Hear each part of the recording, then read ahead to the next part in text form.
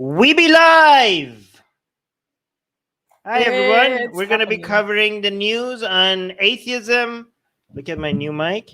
Yes, Hello. everyone give him compliments. On atheism, religion, secularism, politics, whatever we want, Yes. culture, but mostly atheism and religion and all that. Mm-hmm. Hello. Is this this is really good. Getting right? the new mic, it does feel very good. You're like, I feel professional. I feel like NPR. Like,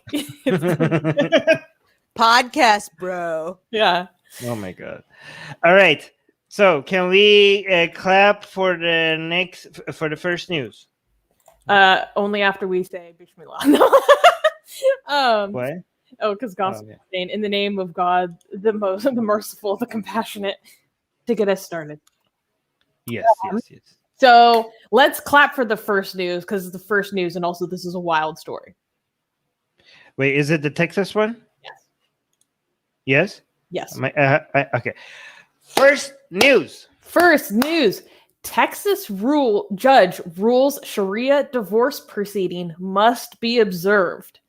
So, guys, we're starting off the top of the show hot. We got Sharia and none other than the American heartland of Texas. Okay. So, Justice Andrea Thompson, a county district judge in Texas, ruled in March 2021 that in order for Miriam Ayad to divorce her husband, it must be arbitrated by a fiqh panel. Miriam Ayad filed for divorce in January 2021. In her ruling, the judge stated that the divorce proceeding could not go further because of the Islamic prenuptial agreement. Under the fiqh, how do you say it, Armin? Fiqh? F-I-Q-K-A? Fiqh. Okay, thank you. I can't make that noise. A woman's testimony really? is worth... Try. Fiqh. Okay. Oh my. It's like I'm choking. You need the Semite blood. Yeah. So on these panels, a woman's testimony is worth half versus that of a man's under the divorce proceedings. Miriam responded to the ruling in her statement, stating that she did not realize that she was conceding divorce rights to divorce through Texas courts when signing the prenuptial agreement because she was not given a chance to read the documents properly. Miriam's attorney submitted a writ mandamus petition to the Fifth Court of Appeals in Dallas, stating Judge Thompson's decision was a, quote, abuse of discretion. So this is this Texas judge is basically saying you have to get divorced through a Sharia court. Islamic? Yeah. Yeah.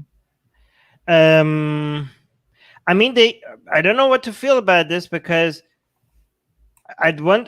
so secularism, separation of church and state, but this was a private agreement between private individuals. She just didn't read it properly before signing it.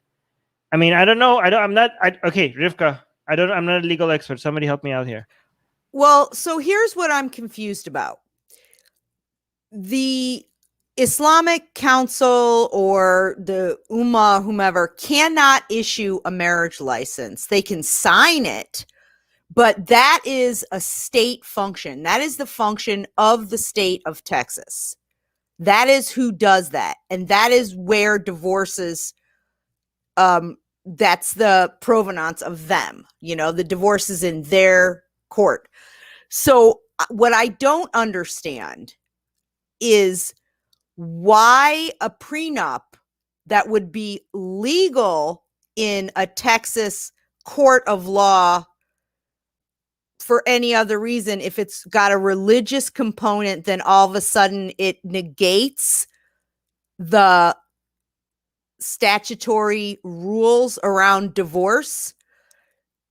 It doesn't make sense to me because now I'd have to do some more research about this, but is she just saying first you have to go through these motions and then we can proceed.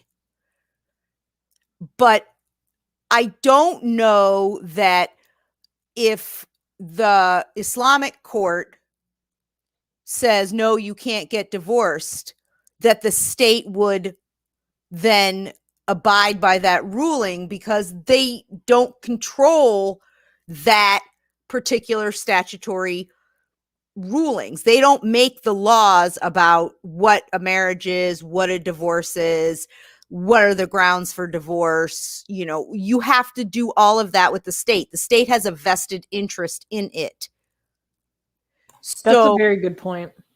so she may just be, it may just be, you know, a technical thing that's really narrow, where she's saying, look, I can't rule on this until you walk through these hoops. Regardless of what the outcome is, then you can proceed with the divorce in the courts, who would grant you the divorce.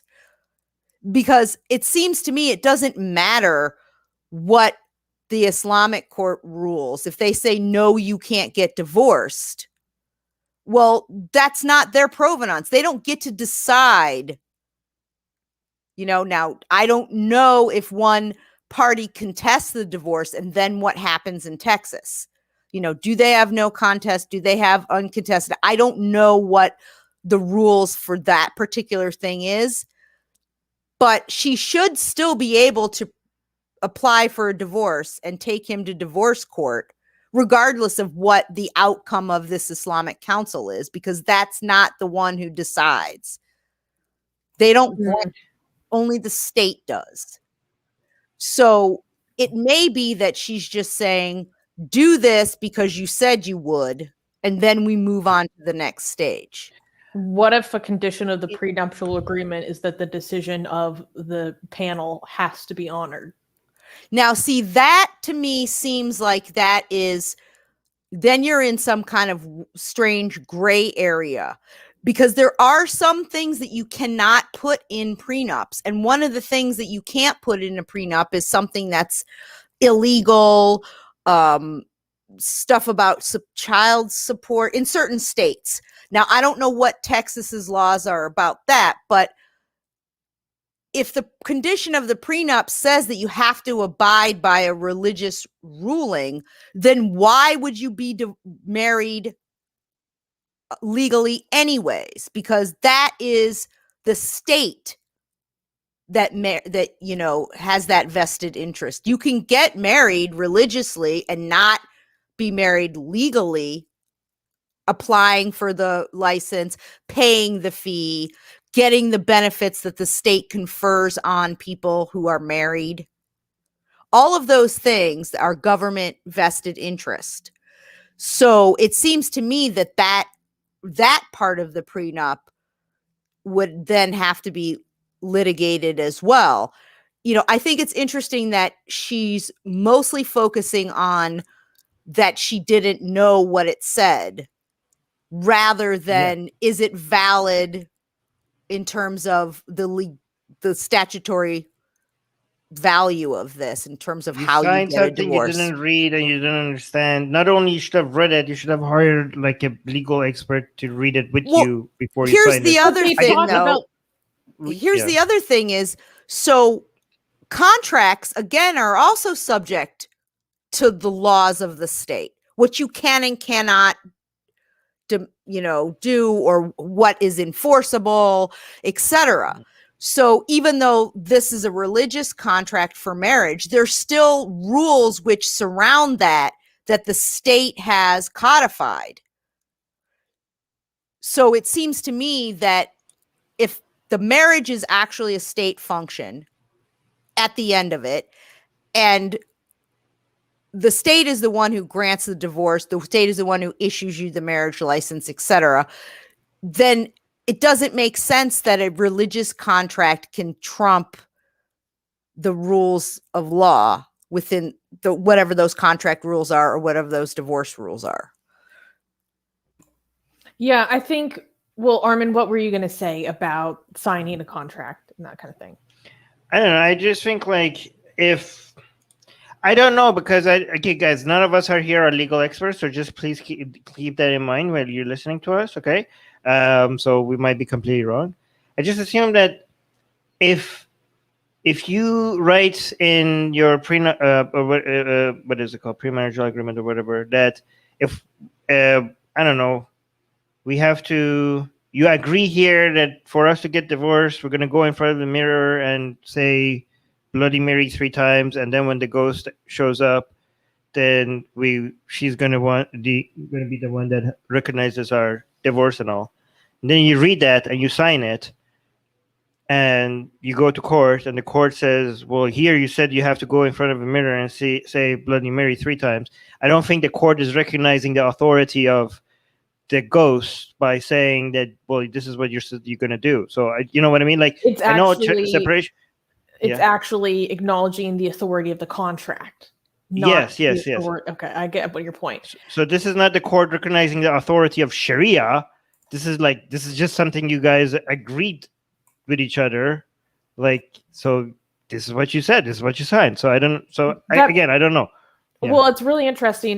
That might be the reason why they chose this defense when talking about, well, this whole divorce proceeding. So let me give you guys a little bit of context.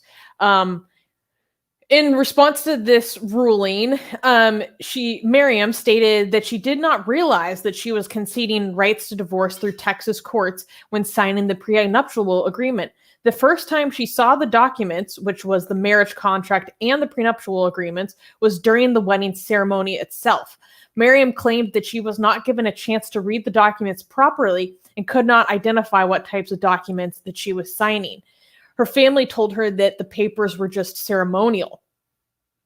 An expert witness explained that asking questions during a wedding ceremony is a cultural taboo, explaining why this woman didn't feel comfortable expressing, like, wait, what is this? Like, actually spending the time to investigate, because it may give the appearance of uncertainty about the union. Well, if you were under pressure, is this recorded? Like, I don't know. If they didn't put a gun to your head and you sign things and you say you were under pressure, then you could use that as an excuse to get out of anything that you signed. I don't know. Maybe, I don't know. Adults should know that signing stuff like that requires not only reading it, but actually reading it with a legal expert. Rivka? So, Miriam's attorney had a petition to the court, and in this appeal, he said that the judge's decision was what he called an abuse of discretion, because that's what a judge does, right? They make judgments, and he's that cited that the judge disregarded U.S. and state laws of Texas by substantiating the Islamic prenuptial agreement, encouraging its implementation. Now, the article itself says a couple things. It just says that the divorce has to be mediated by the fiqh panel, right? It doesn't say that they necessarily grant it. So, again, to Armin's point about upholding the contract, not the Sharia, again, I don't know, but it almost seems like that it can't go further until it goes through this Islamic panel. And then that outcome, granting it or not granting it, then that would potentially be another hearing. Because the woman could say, well, okay, we mediated it. They said no, but I don't agree, and I want a divorce through the laws of the state of Texas. Man, because if that's the case, then this guy can keep her in a marriage situation that she doesn't want to be in. And then he gets the benefits as well of being married by forcing her. I don't know what happens then. So it'd be really interesting. I actually am going to ask a couple friends of mine who are attorneys exactly what they think about this, but then you need to know what Texas law is.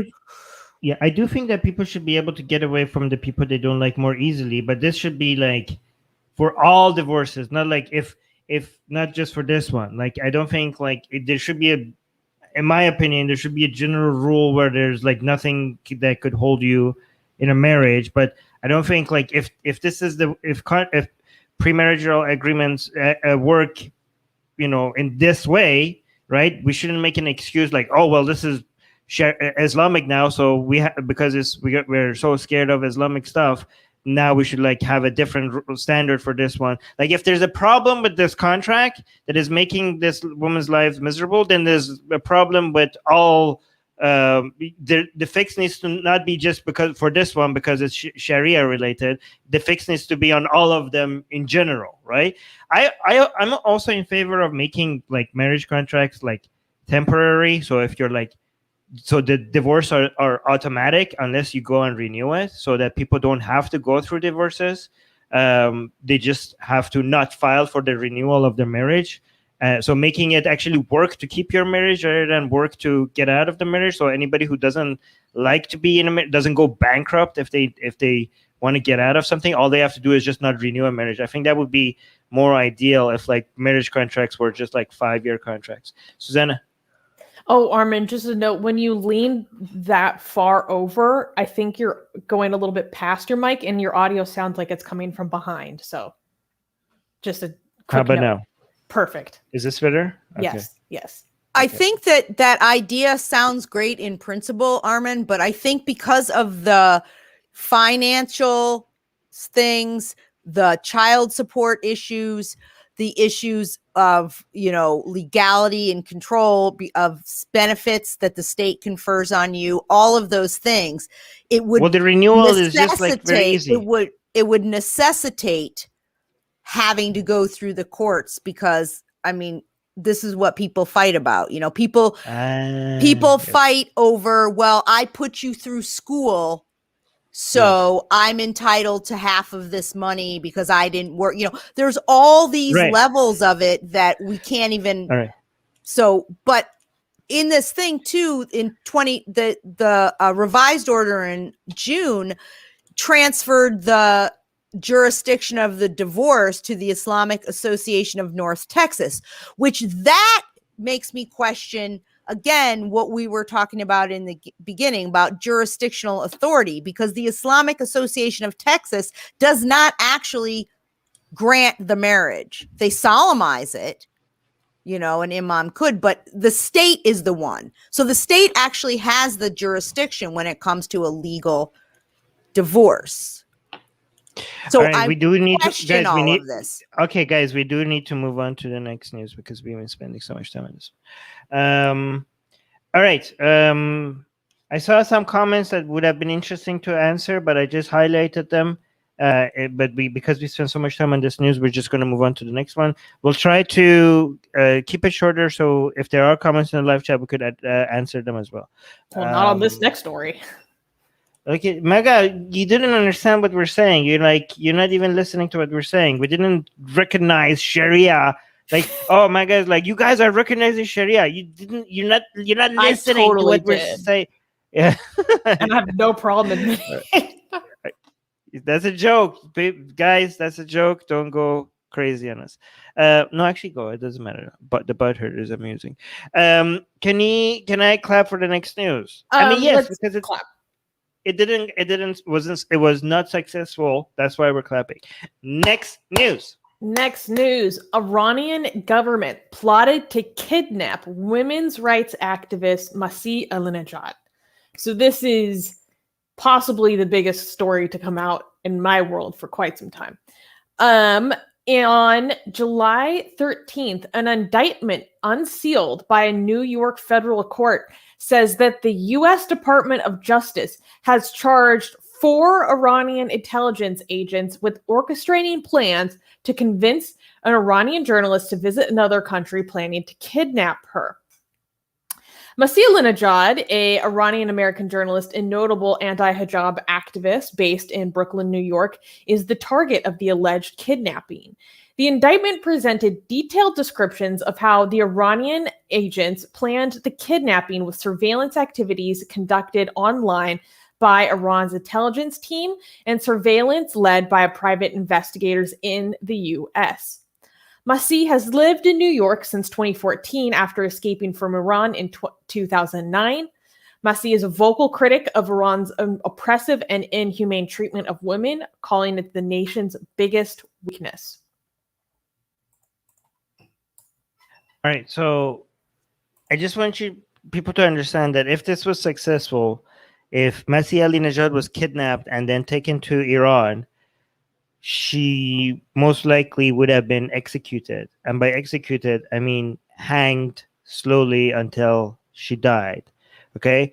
The way Iran does executions are, I think, currently the most brutal in the world, right? Because even Saudis, when they execute you, they cut your head off, which is an instant death.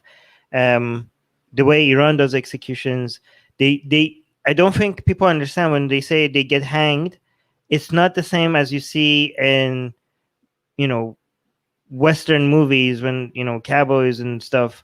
If you look at the Wild Wild West, the way they used to hang people, there was a door beneath your feet, and when it opens, you fall and your neck breaks, and then that's how you die, which is instant.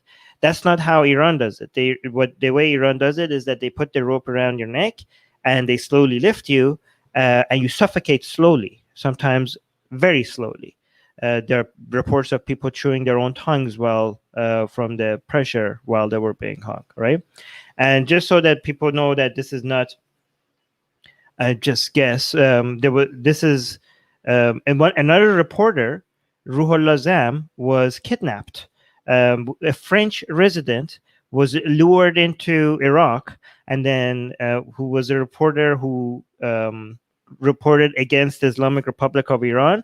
Once lured into Iraq, he was kidnapped in Iraq and then taken into Iran, and he was hanged to death. So this was the plan. So the plan was probably, if I have to guess, was to make a pariah out of her, bring her on national TV, get her to admit that she's like vile and disgusting and blah, blah, blah. And she did all these things wrong, humiliate her, show the power of the Islamic Republic, that to show everybody that, look, if you're acting against the Islamic Republic, just because you're outside of Iran, that doesn't mean you're safe. You should be afraid. You should always be afraid. This is a message to all of you out there, blah, blah, blah. And then after a while, they would hang her and celebrate the fact that they did that. This was going to be her eventual outcome, right? Another thing I want to point out is this was an attack on United States on U.S. soil. The fact that this is not getting more attention is baffling to me, okay? Guys, this is an attack on the U.S., not on a U.S. embassy outside of the United States, on U.S. soil, okay? Not on a U.S. resident, not on somebody who is a foreign national and has full residency in the United States. No, this woman had American citizenship and not an armed combatant, okay? So when the Iran's government attacks American soldiers on foreign soil, not using Iranians themselves, but Iranian proxies, then the US government is like, we need to retaliate, okay? So think about the elements here. American soldiers, not civilians, outside of American soil, not by Iranians directly, but by Iranian proxies, then the government is like, we need revenge. This was on American soil, American civilian, and by Iranians, planned by direct, not by Iranian proxies, but by Iranian citizens, not just by Iranian citizens, by people within the intelligence agency of the government. Yes. You want to say something, Sus? Well, it's all those points are well taken. First of all, I just want to make a quick correction. I accidentally said in the beginning that they're planning to lure her to another country. I conflated Ruhollah Zam and her. What they were going to try to kidnap her directly from Brooklyn. I read the affidavit from the DOJ. They provide evidence that they were possibly going to try to hire an evacuation boat service in Manhattan that would then take her down to Venezuela. and from Venezuela, they would take her to Iran. I also, in this affidavit that I haven't really seen touched on in the news that much, is that this specific network of these 4 Iranian nationals, and there were other people who helped them, also had other victims on the North American continent. So we only know the identity of victim number 1 in the affidavit because Masih self-identified. She came forward. There are 3 other victims in North America who were Canadian citizens. So these intelligence officers were also planning to go after Canadian citizens as well. And I don't know who those individuals were, but I haven't heard that touched on either. And I don't know. Have you seen any reactions from the Canadian government about this? Because I haven't. I haven't seen anything about the Canadians. I know that the potential targets were not named in the indictment, but Masih, did self-identify. So I don't know if the Canadians are keeping silent on it because of the safety of those people or what. But I think the difference, Armin, though, is that they didn't attack her. They conspired to attack her. And so the way that you go after that is through legal means. Conspiracy is, a charge, conspiracy to kidnap. They did beyond conspiring. They were actually in the process of it, recording her being outside of her house. That's still conspiracy in terms of the, they're conspiring together to do something. But also, to your point about how dangerous this was for her and how it really was orchestrated by high levels in the Iranian government. In 2020, she said that Masih had said that the former, now he's the former, but then he was the deputy of the judiciary, had called on the intelligence service to attack her and kidnap her. And they also apparently in a newspaper, they published a warning to her, like, saying something along the terms of, be ready, you're the next to be kidnapped. And other newspapers were apparently publishing pictures of her, depictions of her wearing a hijab and in handcuffs. So not only are they brazen in attempting to do this, that in and of itself, but they're not even being quiet about it. They're being very open, threatening her publicly with kidnapping.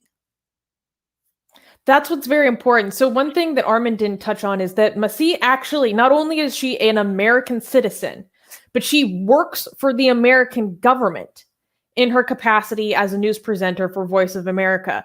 And there's one comment that I wanted to address. Secular Rarity saying, the way the FBI is currently handling it is definitely not great. They don't seem to be taking it seriously. I completely disagree. Okay, wrong. Maybe I would say I would say maybe the Biden administration actually so far, but the FBI according to the affidavit, the plot began to emerge in July 2020. She was alerted by the FBI in roughly November. The FBI kept her in safe houses. They would relocate her family. They alerted her. They presented to her the surveillance that was being taken of her. Okay.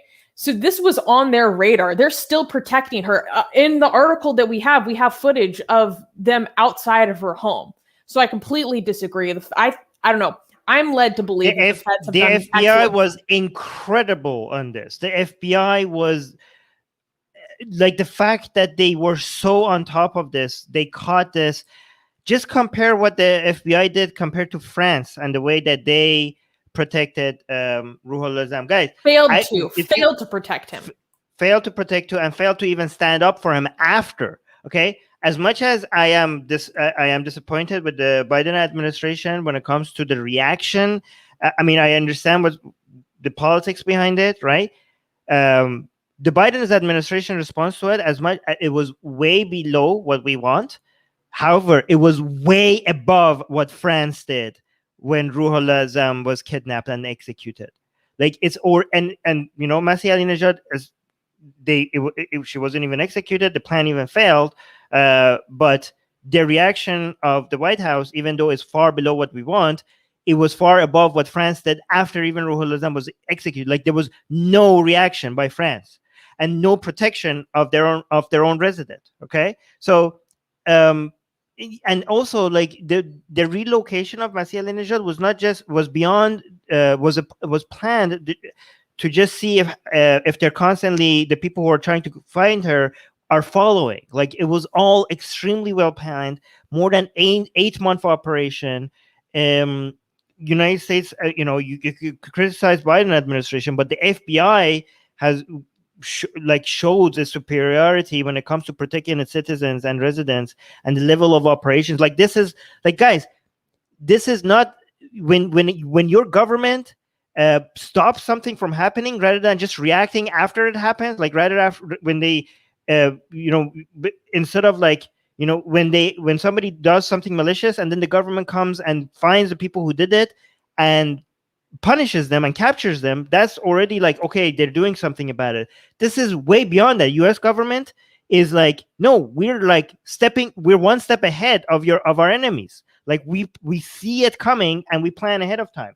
And also another thing, Rivka was saying something about Canada. No, Canada's government has been amazing as in this aspect of it as well. Like Rivka is saying, Canada is an impotent country for all the flaws of the USA. At least those crooks were arrested. She wouldn't have seen. She would have been doomed had she been in Canada instead. Completely wrong. There was attacks planned on Canada as well. Yes, and you could criticize Canada's politics, or you could criticize Trudeau, but what's the Canadian version of CIA? I keep forgetting. CSIS.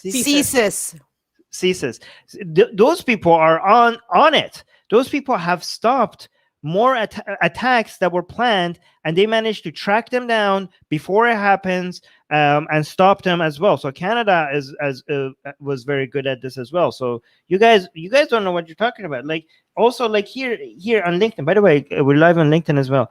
Like America, like look, Christina is saying America is not protecting its citizens right now. It's very bad and dangerous, and nefarious entities know this.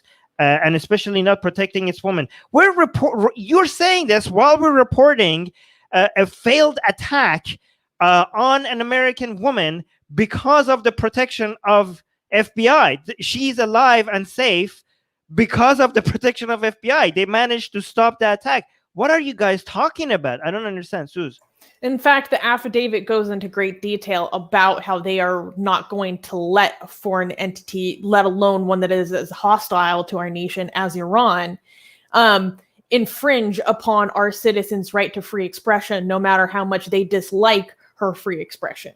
But I also wanted to underline the point that Rivka was making about what Ibrahim Raisi has said about her. So in Ibrahim Raisi's previous job as the head of the judiciary, he called upon intelligence services to kidnap her. The new president of Iran personally called upon Iran's intelligence services to kidnap her. There was a media campaign calling for her kidnapping. In fact, the affidavit revealed that one of the kidnappers had in his possession a digital image on his phone that, based on the description, was like a photo collage of her alongside Ruhollah Azam and another kidnapped Iranian journalist whose name is escaping me right now, basically with a Persian phrase that means like, you'll be next.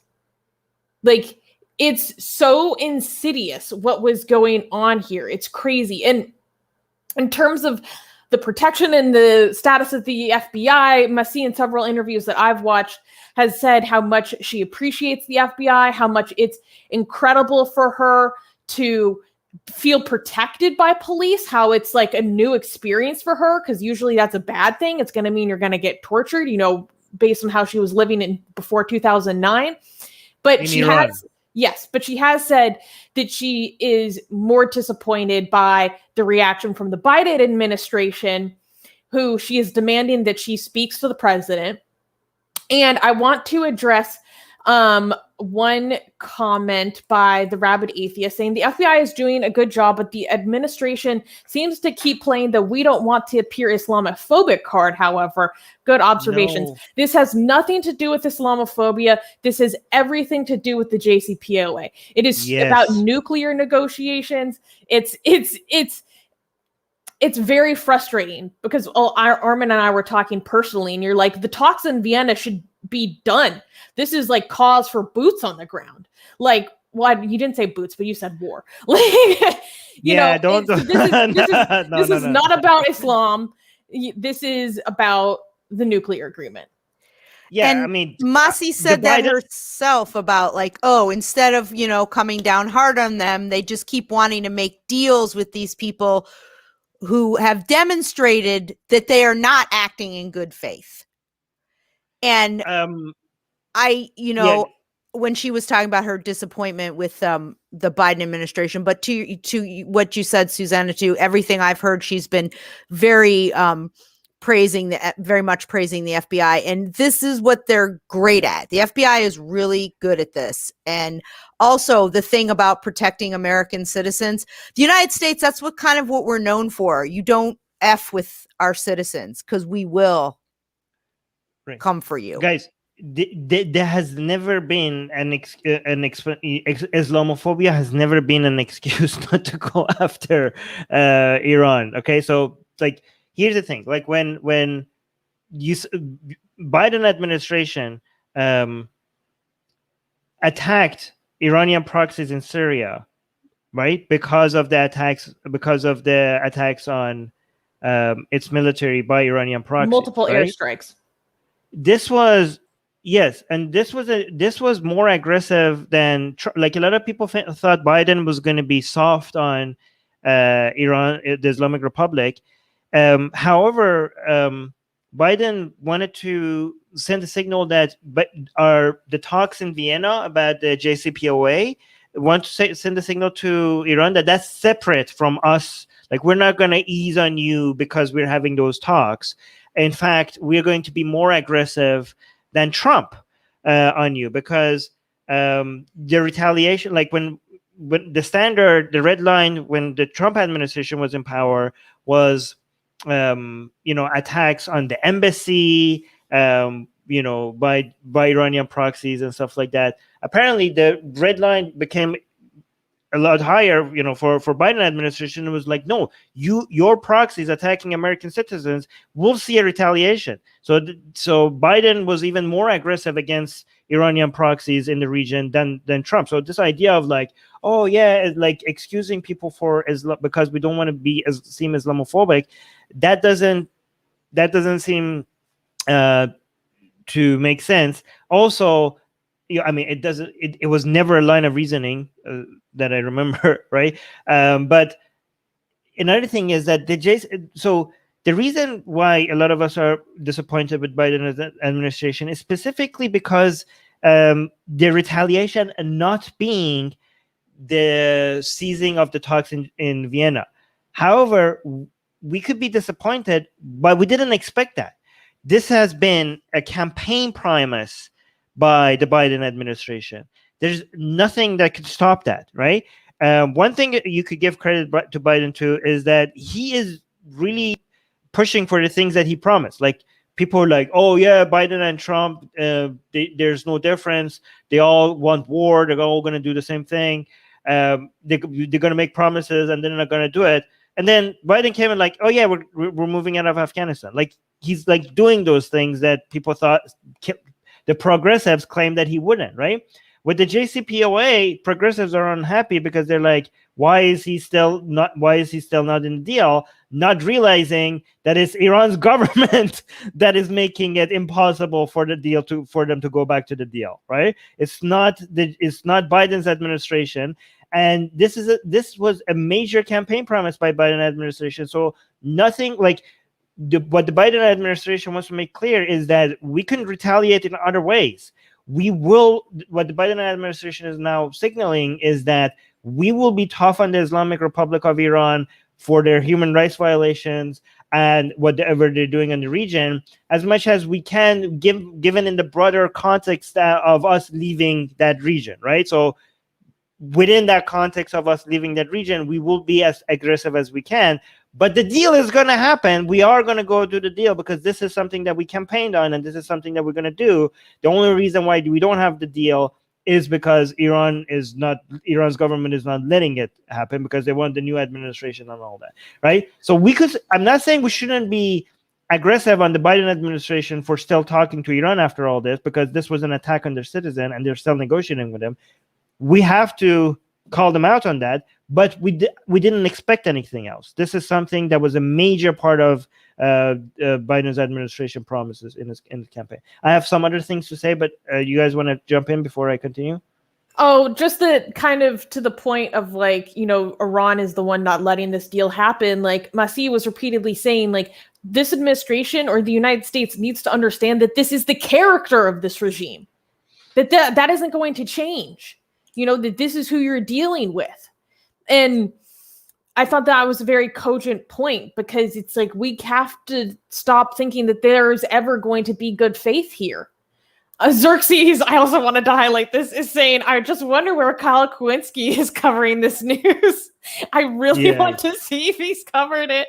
Oh well, I think that's a really important point, and that's what I was trying to say when they were exposing, again, who they are. They're not coming to this in good faith.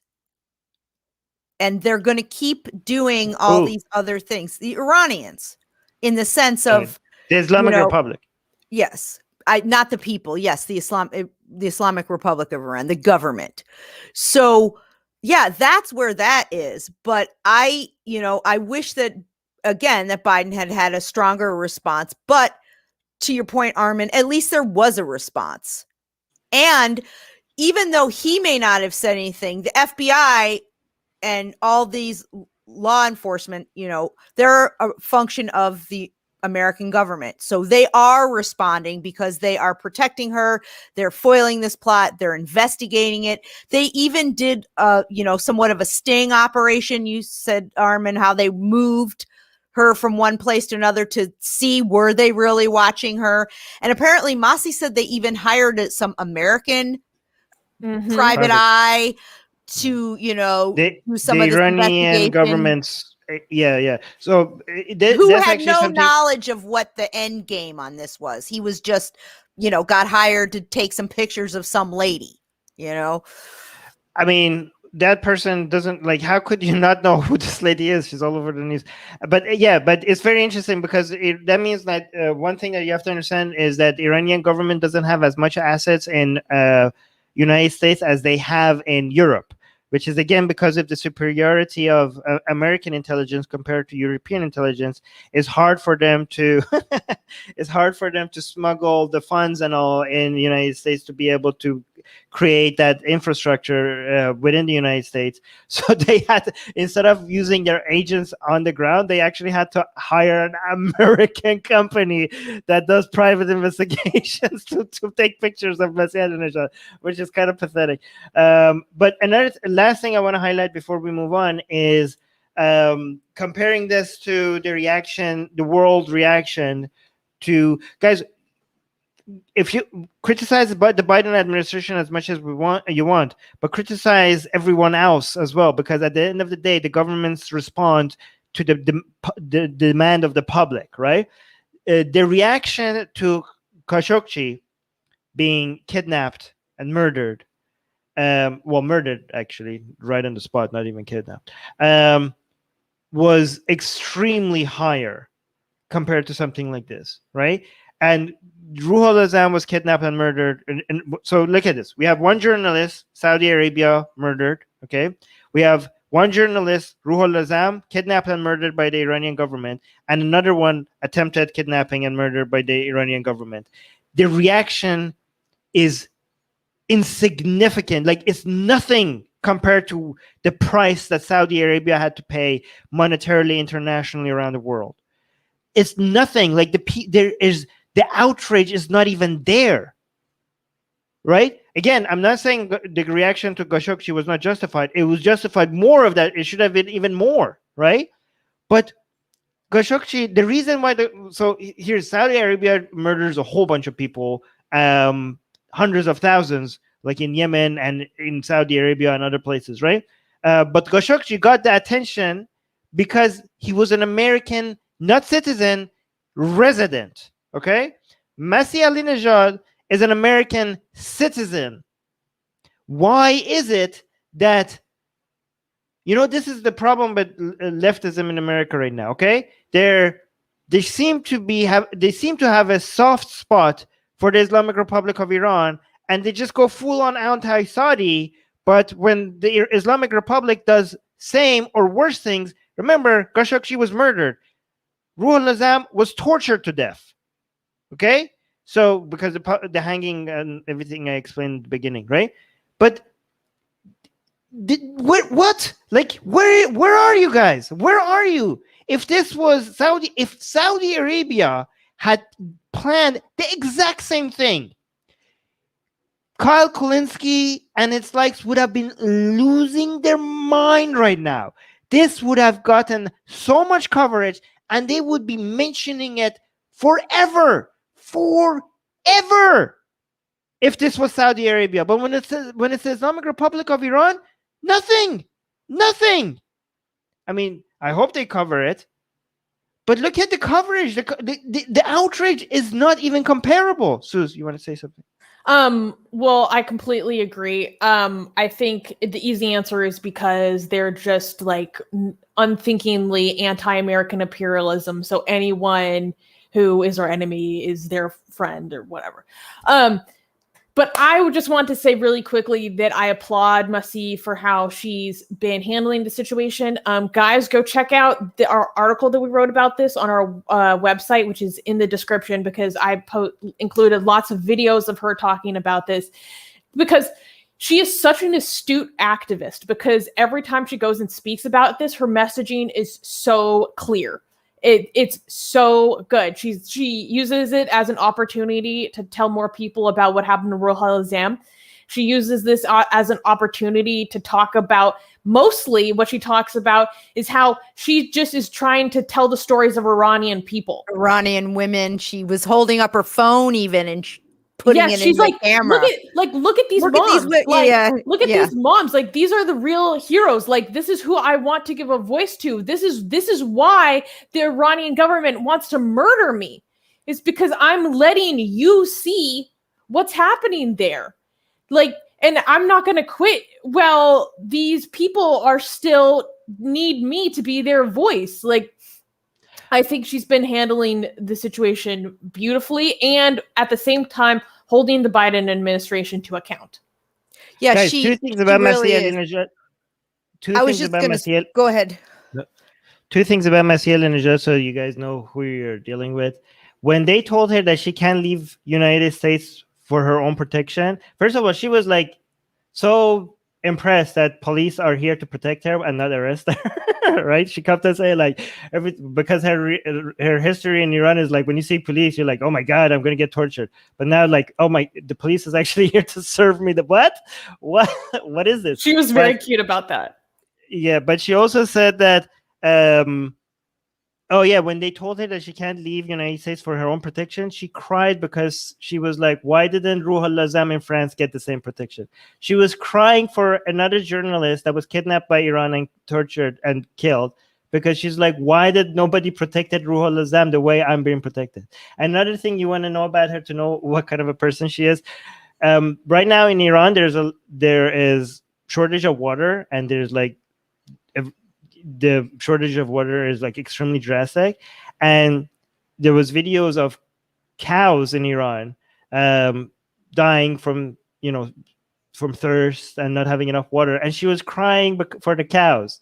She was crying because the cows in Iran don't have enough water to drink and they were going thirsty. So this woman has like the biggest heart. Like, she's so sweet.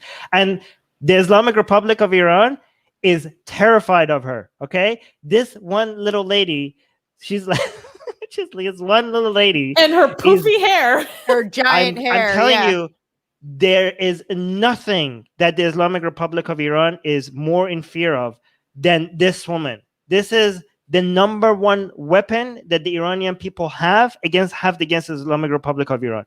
The whole American, everything like CIA or all their operations does not hold a candle to this woman when it comes to the threat to the Iranian government, right? Mossad and the Israeli government does not hold a candle to this woman. This woman keeps the mullahs up at night. And she's such a sweetheart, and she's so innocent, and she's so sweet. But single-handedly, well, not single-handedly, she has a lot of support. But she is like a thorn in there. Like, it's amazing. It's amazing. Like, so go find her and support her. She's pretty indomitable. I mean, and she, as you were saying, Susanna, she never puts a focus on herself. She's always saying, she used every interview I heard. I watched a lot of them, read a lot of them, to talk about the women in Iran or the people of Iran. This is what I want you to know about. But I just you made a point about Israel. Part of the reason the United States has such great intelligence in that region is because Israel and the United States share intelligence about some of these particular things. And that's why some of the intelligence is the best, because they have this relationship where they're sharing intelligence. And we know that Mossad is up and down Iran. They are all inside that government. I'm going to address this question because it's been asked many times, but it's not really relevant to what we're talking about, Rivka. That's why I wasn't addressing it, but you keep asking it, so I'm going to answer. Do you think Iran's impunity comes from China backing them? No. China is probably why Pakistan's Imran Khan is accusing the West of ill-treating Muslims to deflect from Uyghurs. I don't think so. No, it's not that. So I'm just going to answer it very quickly because you really wanted that answer. Okay, cool. Isn't Armin a secret agent of Mossad? Well, I think the reason why I haven't yet been hired by Mossad is because I have been too public. It's not because they don't want me. I used to be heartbroken that they don't hire me, but now I realize they really wanted me. It's just I've been too public about wanting to join them, and they're all secretive and all. That's the only reason. They're like you blew your own cover. Because you were too they do want me. They do Armin, want me. Yeah, you've been brought up at the monthly domination meeting. Let me tell you. Oh no! Oh my God! No, Armin isn't a secret agent of IR. I am. Come on, this has been Rivka. Rivka, that's really funny, but YouTube might think we're saying something. Be careful with that. It's really sad because these are fun jokes to have, but it's hard to know what YouTube is going to. It's very difficult for me not to make jokes, not just about that, but about anything, And so yes, it is difficult. Yeah. Thanks YouTube. Thanks YouTube. You ruined. You could say that you stole my joy. Not being able to make self-deprecating jokes. Don't say it. Harmful to your culture. You can make that argument. Don't say. Exactly. Yeah, okay. Can we clap for it's a British one, right? Yes. Can we clap? Yes. I have to be okay. This is now. I have to be careful because with the new setup, I might ruin everything. Yourself out. Okay. Next news. British MP effectively argues for blasphemy law in UK Parliament. So this was interesting and got quite a reaction on Twitter. On July 6th, Bradford Labour MP Naz Shah delivered a passionate speech in Parliament during a discussion for the Police, Crime, Sentencing and Courts Bill. In her remarks, she has directly compared the emotional harm of the cartoon depictions of the Prophet Muhammad and the destruction of memorials. The speech comes as Britain is still in a tense situation over a teacher who is still in hiding after showing school children cartoons of the Prophet Muhammad. Different news outlets in Britain were calling Shah's speech a call for the return of blasphemy laws. Legislation on emotional harm can be a bit convoluted, as Shah failed to acknowledge the critical distinction in her speech between vandalism of memorials versus emotional harm over the Prophet Muhammad, because one is a concrete criminal action. Rivka, what are your thoughts on this news? So all of these ideas about somehow making someone's feelings or someone's offense, punishable, this is just the absolute slipperiest of slopes, because whenever I hear these things, I always ask the question, okay, well, who decides what's offensive and what's not? And is this fixed or is it mutable? Does it change depending on the context, whether it's a joke, the times, all of these things? And then who decides, right? And if it's fixed, then forevermore, this means this is offensive, and you're making these decisions for people. This whole thing, it just keeps spiraling into this huge, absolute slippery slope. Offense is often the price one pays of living in a free and open society. Hell yeah, it is. So you can be offended. That is absolutely your right. But it is not your right to force others to view things the same way you do, to force them to submit to your version of what is offensive. If you don't like the speech, you don't have to listen, or you can respond back. I just wanted to flesh this out a little bit more so we have a better understanding of what exactly the sticking point was. So she was talking about this, I'm just going to call it like the crimes bill for short, which was sponsored by the Secretary of State for the Home Department, Priti Patel. Shah claimed that the UK, okay, so basically this is about damage to memorial statues. And so this MP claimed that the UK Parliament is ramming through the bill with provisions extending sentences for damage to a memorial from a mere 3 months to a disproportionate 10 years. And this significant change has become the primary motivation of Shah's argument during her speech. She insinuated that cultural and social figures such as Oliver Cromwell and Winston Churchill receive additional protection over religious figures such as the Prophet Muhammad. Using the term emotional harm, she then equated disrespectful cartoons to the vandalism of these memorial statues. I think this whole thing about the damage of memorial statues is probably coming after a lot of public vandalism during Black Lives Matter protests and riots in the UK. That's an assumption on my part. So, but the thing is, I do think she may have a point that if you vandalize something, going to prison for 10 years does seem a little excessive.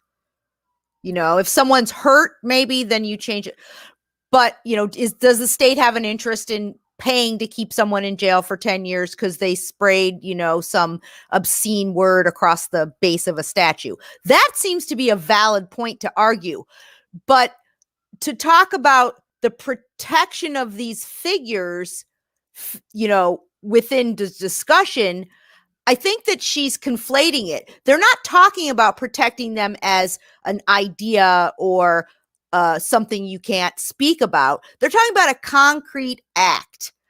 And I imagine if there happened to be a statue of any other religious figure, Muhammad or whomever, although Cromwell's kind of religious, but another religious figure, if there was an actual physical statue, it too would fall under the law that it cannot be vandalized, because vandalism is a crime against the state, not just and that's the thing that people don't seem to understand. When you codify these things, the state says this is a crime against the state, and we will punish you for this.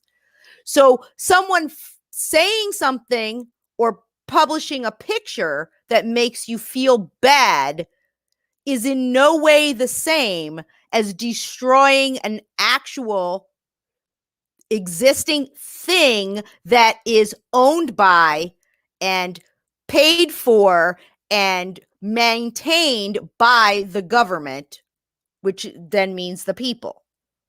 I'm going to defend her. Wait, can I just say one more thing? Because I want to give you one more piece of information, and I want to see if you still want to defend it. So her party is opposing this bill, but actually she is seeking to expand the bill to include religious figures, claiming that the emotional harm is valid regardless of the vantage of it being religious or secular. So that's where a lot of the outrage, especially from organizations. And how does she Rivka, can I get in? I want to ask a question about what Susanna said.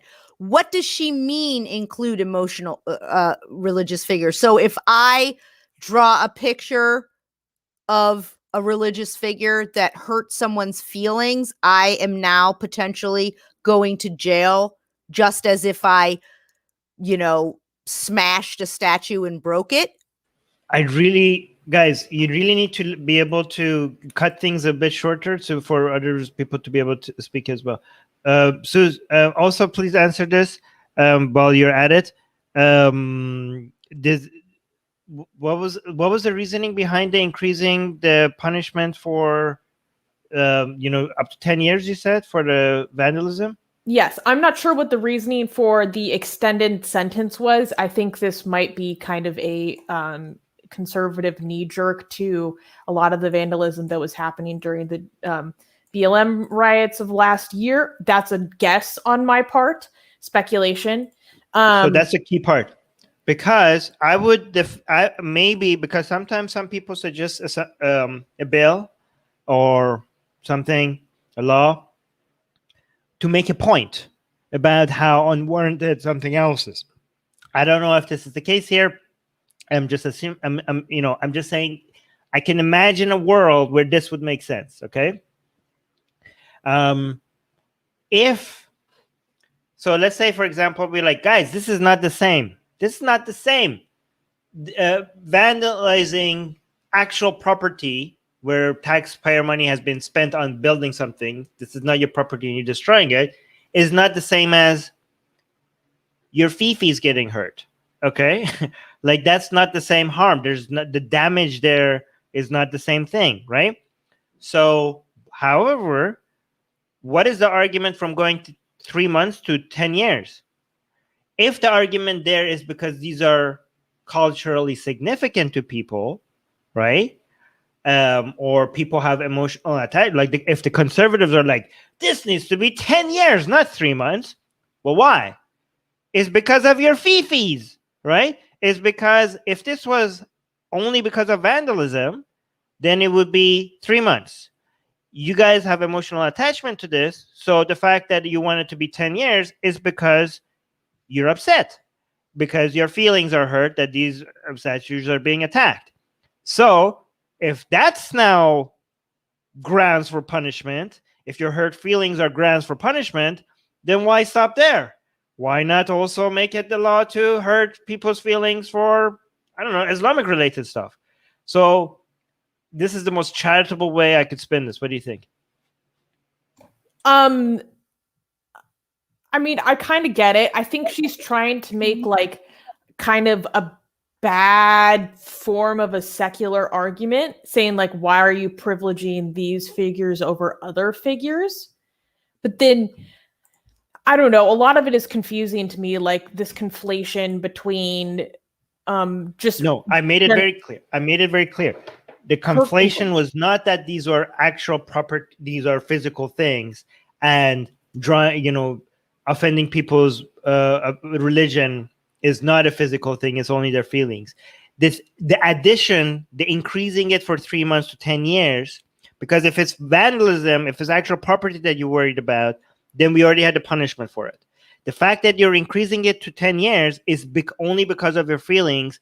It's beyond just property damage. This is a law that is now going to protect your feelings. This is you conservatives. You like these figures. You're getting hurt emotionally because the 3 months already covered the fact that this was property damage. Everything that you're adding is only because of your feelings. So if we're changing laws based on feelings, then we could have other laws based on feelings. So that's not conflation. Actually, I think that that's not what they're saying, because it doesn't say that they're going from 3 months to 10 years. They're saying up to 10 years. So what that means is you could still potentially go to jail for 3 months for vandalizing something. It may depend on the damage, the cost of the monument, how much, vandalism you did. Did you do 10 monuments or did you do 1? No, that's not my point. It may also depend That's not on your priors, if this is the 16th time they've caught you.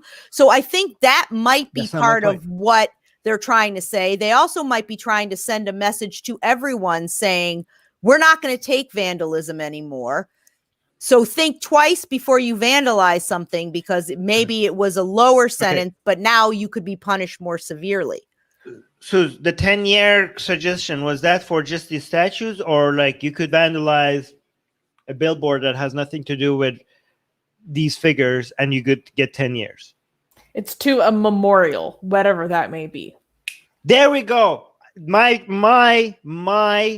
charitable, my steelmanning of this politician is now complete. Okay, if I go vandalize, I don't know, a bench in a park, and I get 3 months, but I go vandalize a memorial, and you conservatives are suggesting that I should get 10 years, then this is about feelings. This is feelings. This is not just about vandalism. So if feelings are grounds for laws, so you're like, people are like, oh no, it's not the same thing. That's feelings. This is actual vandalism. They're like, well, the vandalism part is covered the same as it should be in the 3 months or whatever, 6 months or whatever is similar to a public bench in a park. That's already covered. The fact that you are specifically now adding extra punishment for memorials, that means these are your heroes and you don't want your heroes to be attacked. So guess what? Muslims also love Muhammad, so it needs to be consistent. So you could reduce you could remove the vandalism part from it by comparing that punishment with the bench part. Everything else is just feelings. See, so I think I get what you're saying, and I think that there is some validity to this, but there's all kinds of laws that sometimes it's the same crime, but depending on the circumstance, it can be a higher charge, or they make levels of crime. There could be levels of vandalism. I don't know. I'm not saying that I necessarily know about this, but there's all kinds, there's misdemeanors in the United States. There's, levels A, B, and C misdemeanors. There's, felonies also. They're all felonies or they're all misdemeanors, but they are sometimes, depending on the situation, the context, and what it is exactly you're doing. So yeah, I already removed all those elements by comparing that element with the bench part, right? But a bench may not be worth as much cost wise. It may not, very and luxurious, fancy bench. You're right that it may have some feeling or nationalism sense that this is worse than a bench. But the law already does that with sometimes similar crimes. So I'm just not sure. But your point is definitely very interesting and makes some sense in a lot of ways. It would make sense, and I would feel better if she had made that argument in the form of opposition to this bill as to why it is bad, instead of, in fact, that's why we need to expand it. So that's my problem with this. Susie, the problem is that she's not as good as a politician as I would be. This is why I'm steelmanning here, because I'm making a better argument for her position than she is. Right? But she should be opposing it for those reasons, not supporting its expansion. I know. I'm just doing her job better. This bill is very comprehensive. There's a lot of different stuff to it. There's aspects of increasing protections for child abuse, and then a very controversial aspect about criminalizing protests as their public nuisance, which inspired the Kill the Bill movement that some people might be aware of in the UK. So there's lots of different aspects to this.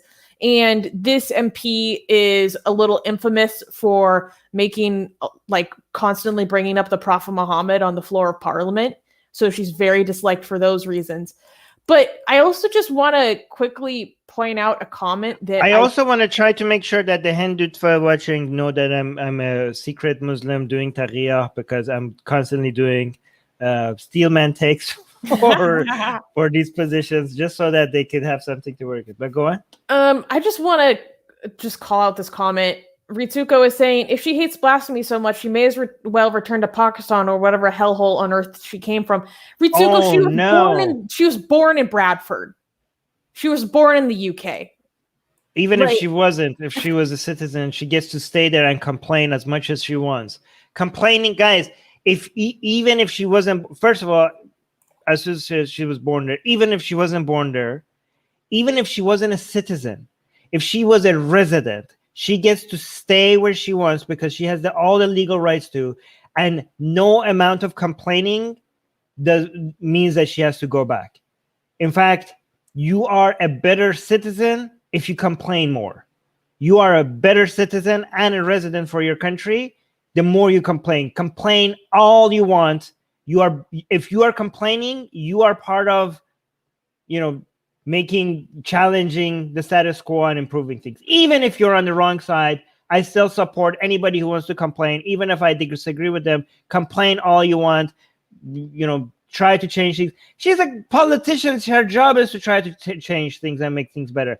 Maybe we disagree with her, but guys, you could be not a politician. You could have hey, here's the thing.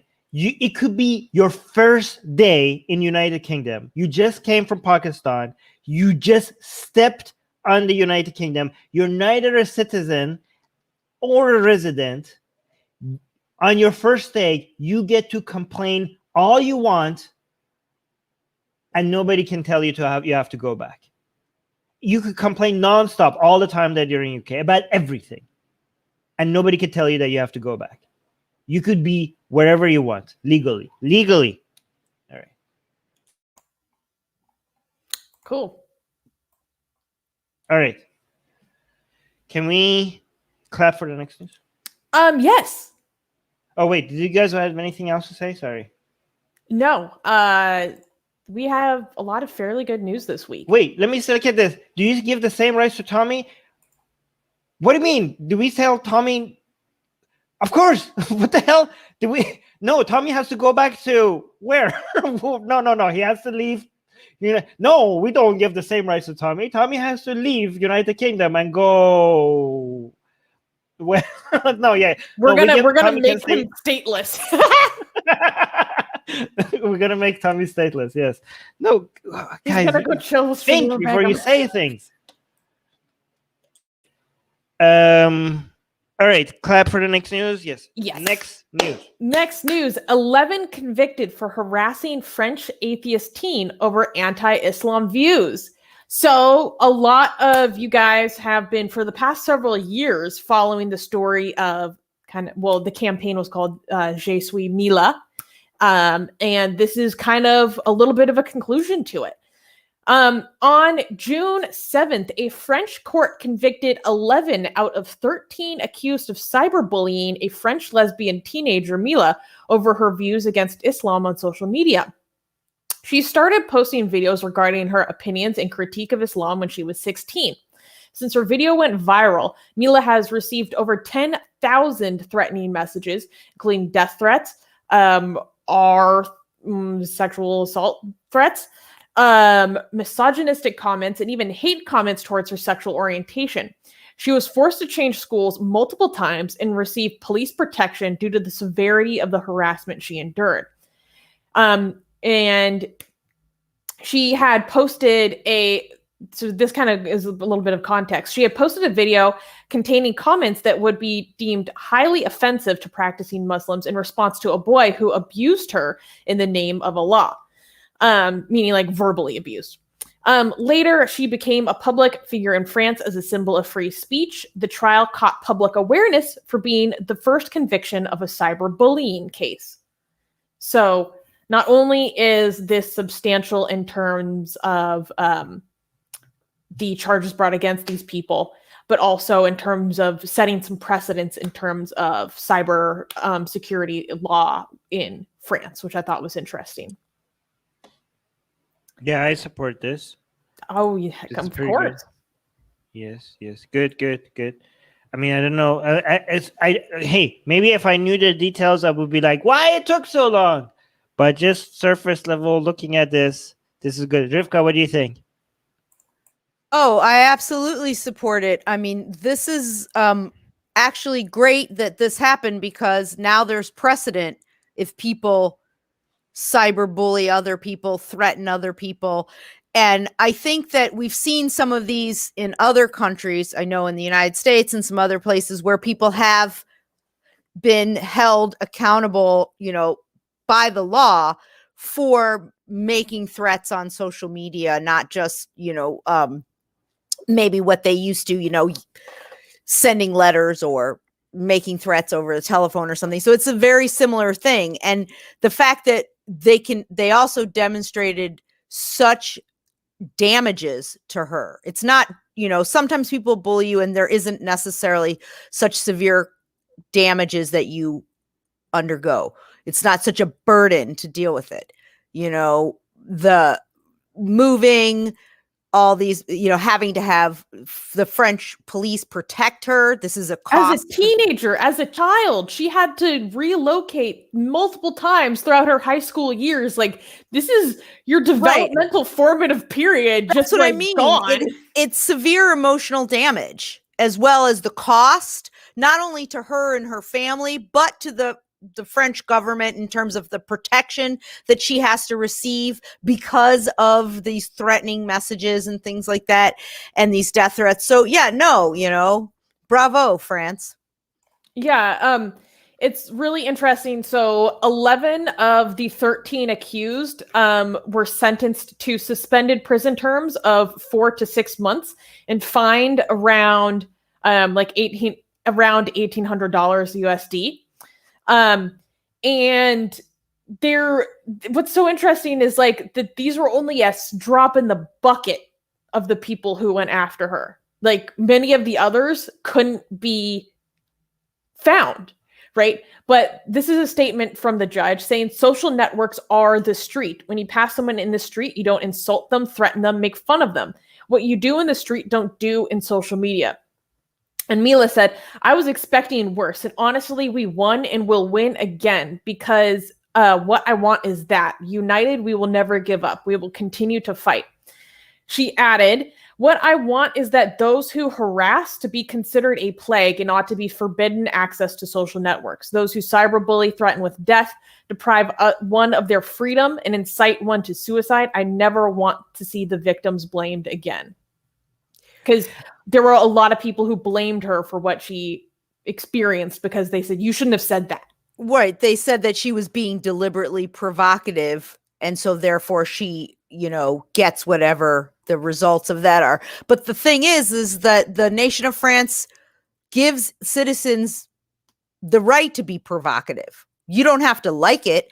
But the other thing that Susanna was saying about how many hundreds of messages and that they were only able to convict 11, and the 13 that they brought charges on, and they were only able, I think that is because of the difficulty in having corroborating evidence to actually prove that this person was directing it, or where this account comes from, or so these are difficult cases to follow through from beginning to end with the burden of proof. But I mean, good for them that they were able to not only give her some recompense, but also let other people know that, this isn't going to fly anymore. You can't just do that.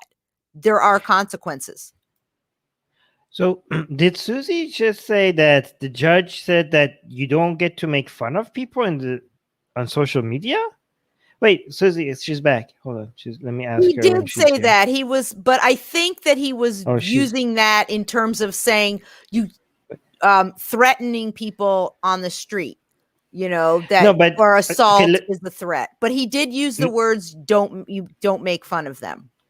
Okay, so Susie, can you clarify this? Did the judge just say that you don't get to make fun of people on social media? That was like, wait, what? Now I have something mainly to talking in terms of etiquette. like treat social media like how you treat someone on the street. You don't insult. Like most Hey, days, you're a I'm judge. on Don't the give street. me moral advice. Tell me what the law is. Like, I don't care what what etiquette. Don't tell me what social media etiquette I'm supposed to follow. What is the law? Like, this French coming are from a big judge- on etiquette and how you treat people in the street, though. So I'm not surprised What? that he would say that. The French are big on that. I know, How but you coming act from a in judge, public. it seems like he's suggesting that this is like a law or something. I think, like, then I'm hoping, I don't know, but I'm hoping that in legal terms there is like a very clear red line between what is harassment. I am hoping like people telling Absolutely. you like hey, your religion is funny and I don't like it, or somebody coming to an atheist and like, oh, you're an atheist, you guys have no moral, don't go screw the next things you see because you don't have moral. Like, if somebody says me a comment like that, I hope like they don't like, oh, that's harassment and that's illegal. Like, I need like the harassment, like what counts as harassment shouldn't be like, hey, they just made fun of me on social media. Like, I'm hoping that the bar for what counts as harassment is very, like, people messaging you to go end your life or something like that. Maybe that's like where, or like, I'm gonna get you, watch your back. Like, that is harassment, okay? But me, like, people just making fun of each other, I hope that legally that doesn't get defined as harassment. Yeah, so Rivka. I'm sure the French government has a legal definition of what constitutes harassment and what doesn't. And, they're definitely maybe different than some other countries. So yes, they absolutely have a legal definition about what constitutes harassment.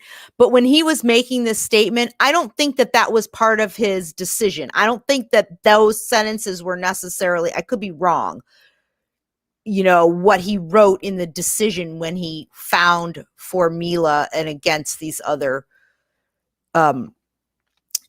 defendants. I don't know. I think he was just making it as commentary, like Susanna said. It's unclear from the article whether, a reporter asked him and he just said that, or did he just sort of make a general statement? I don't believe that that was necessarily written in the definition, but absolutely there's a clear definition of what harassment is, which is why they were only able to probably bring charges against a very small fraction of the people. As I said earlier, what can you prove? What fits the legal definition? Do you have the corroboration on this, et cetera, et cetera? And I think the fact that there were so many messages and only 11 were actually brought charges, 13 were brought charges, but 11 were actually sentenced, shows you there probably a lot of them did not meet perhaps the legal definition of harassment.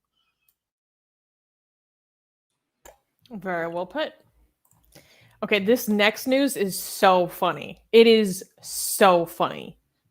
It might it might be one of the funniest news we've covered in a while. Because I like. Hey, San Miguel! Before we go there, San Miguel TV is saying some Black Hebrew Israelites accused me of harassment for showing up at their public preachings. Amazing. Guys, for those who don't know, San Miguel TV is an ex-Black Hebrew Israelite, and we had all three of us had an interview with him around this time last year. So just like look, Atheist Republic, ex-Black Hebrew Israelite, if you want to learn all about that very interesting ideology, which is hilarious that they told this to Miguel because of like, he's so nice and the things they say to normal people on the streets. Like, you have no right to be talking about street harassment. Yes. By the way, Secular Rarity keeps mentioning how much on point Rivka is. Just wanted to highlight that. All right. So, clap for the next news then, right? Yes. This is a Florida one. So funny. It's yes. Okay. Next news. Florida parents sue Catholic school for being too woke. So this story is so funny. The Academy of the Holy Names, a Catholic school in Florida, is being sued for teaching students about human sexuality and pregnancy termination, among other controversial issues. Anthony and Barbara Scarpo filed a lawsuit alleging that the school is just acting to be a Catholic school while leading the children astray.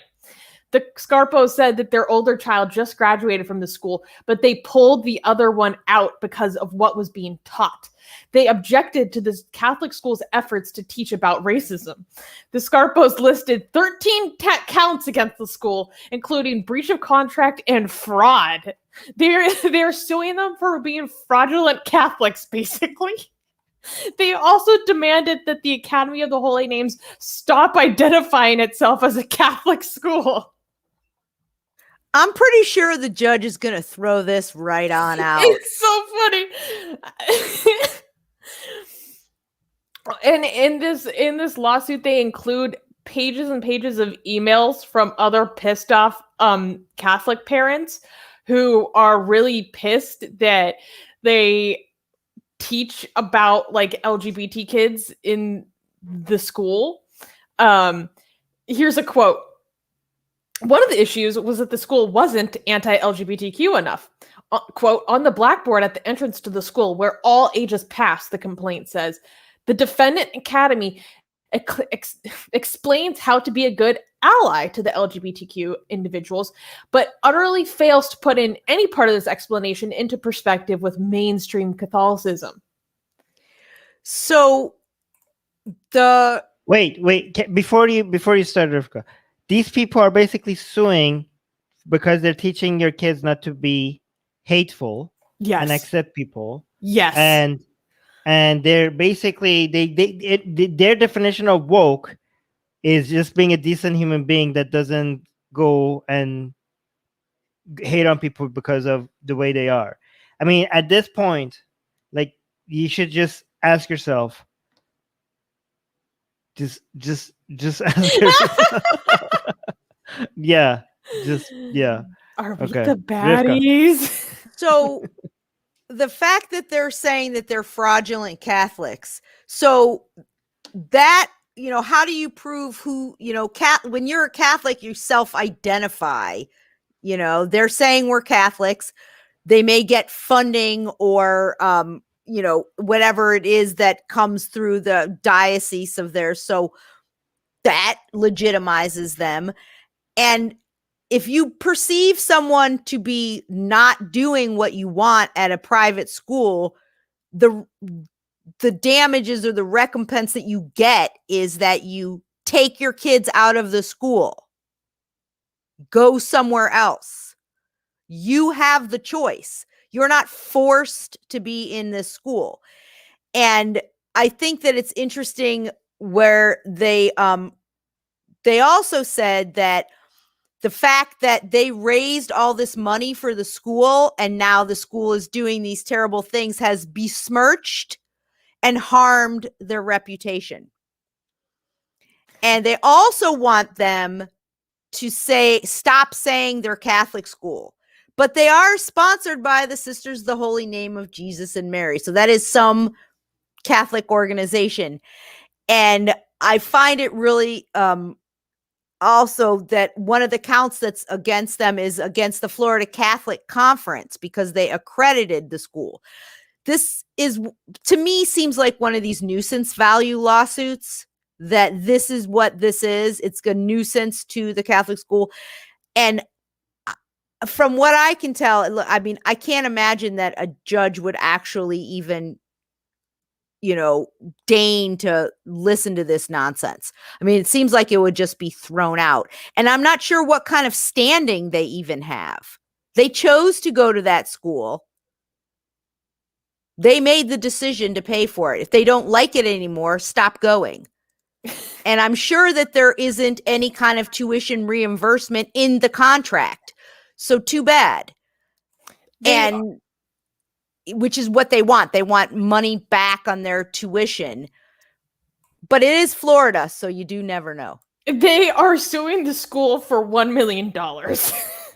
Wait, but I want to read a few more excerpts from this because it's just so funny. So they also took exception to the Catholic schools teaching about the death of George Floyd and Breonna Taylor, who are people who were killed by police. And quote, what has actually happened was less of a conversation and more of a lecture about being guilty because of one's skin color, and economic status. And the person who wrote this article makes the funniest point. They said, apparently surprised that the Catholic school would make students feel guilty. Wow. Oh, wow. Oh, ouch. So these people really are out of their minds. No, that's such a good point. How dare you make us feel guilty? Like, excuse me, you're Catholics. That's your entire religion. Wow. How did I miss that? Good job, author. Who is this? Who's the author? And then, quote, rather than view racism and hatred through the lens of a Catholic education, defendants chose to provide only one perspective. You students should be guilty if you are white and your parents can afford our tuition with or without financial aid. So what I want to know is, what's the Catholic perspective? The Catholic perspective that they claim publicly is, you love everybody and, everybody's a children of God. That sounds very Catholic if they're trying to say, hey, be nice to other people and don't hate on them because of their skin color. Okay. But I'm saying that that's their public persona, right? Okay. So what is it that they're asking for exactly? I think that they are probably too vegetative in the brain to understand what is and is not actual critical race theory, and they can't identify. So a lot of Catholics are doing like a scare about critical race theory and how different ways of education that may or may not be informed by aspects of critical race theory actually divide people, and it's divisive, and so that's their angle. It's kind of an anti-CRT angle. And the way that the rest of this reads is what I'm assuming is what's informing that statement. But another quote from a pissed off parent that was included in the lawsuit was basically claiming that the school is so progressive that it's abusive to their children. They're not even Catholic. But this is what's really great. The next thing that this quote after the abusive, because specifically when we talk all the time about undue authority given to religious figures and all kinds of things that religious figures feel comfortable counseling people on, teaching about. So this person says, who among you is a trained clinical expert in understanding, teaching, and lecturing on these highly sensitive social justice, equity, racial, and sexual issues? None of you. But the point is the Catholic Church does teach on sexual issues. They do teach on, great point. Justice, because there is a whole wing of the Catholic Church, or a faction that's that liberation theology that talks a lot about social justice. It's just not this very version. left wing economically too. Liberation theology, right? So. And they do teach about all kinds of things that they may or may not be experts on, how marriage is supposed to work, whether or not you should use birth control, or what, they're not doctors. They're teaching on all kinds of things that they're not experts on. That is, they are being good Catholics. That is through a Catholic lens. They're giving the Catholic position on that. Okay, I mean, Catholic position is to hate, to be fair, though. I mean about teaching about stuff that's part of Catholicism that they aren't necessarily trained in. They may not be a sexual counselor. That's a very good point. Giving you the Catholic view on it. That's a very good point. I do hope that the case that goes beyond just being dismissed. I don't know how it works in America, but I heard some countries, when you actually sue with no basis and waste the court's time, you actually get fined. And if the other party had to defend itself, you have to pay their legal fees.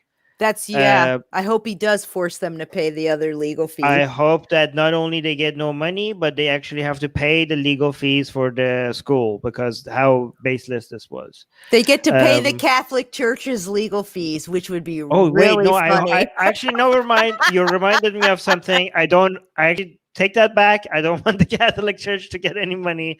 So never mind. I take that back. No, I just want to give a small note. So this school is actually, never mind. No, sorry. I have to say, actually, don't take it back, because the money that they would be paying the school would not go to the school itself. It would just cover their legal fees. It would go to the lawyers. So I do hope that the judge forces them to pay the money. Anyways, go on, Susie. I found this personally funny because this school in Florida is part of a sister network of the Holy Names schools. I grew up going to Catholic schools in Seattle, and we have Holy Names Academy, which is an all-girls school in Seattle. And it was known for being one of the stricter Catholic schools in the area. Like, I went to a different Catholic all-girls school, and our rules on uniform were way looser. Like, they wouldn't even let you have like dyed streaks in your hair, like, or ear piercings. Like, they were very controlling. So it's so funny to me to hear about this other, like, it's so progressive, it's abusive to our children, Holy Names, like in Florida. Like, this is very different. Things have changed. MAGA Head Atheist is saying that there might be more to the story in response to CRT and Drag Queen Storytime. First of all, conservatives call everything that they don't like, anything that teaches, I don't know, inequality or the history of racism in the United States, or any support. Like, CRT is now a catch-all term for anything that reminds conservatives that there is actual racism in the country. They're like, oh, that's CRT, that's CRT. They don't even know what CRT is, but they just label everything CRT. That's one thing.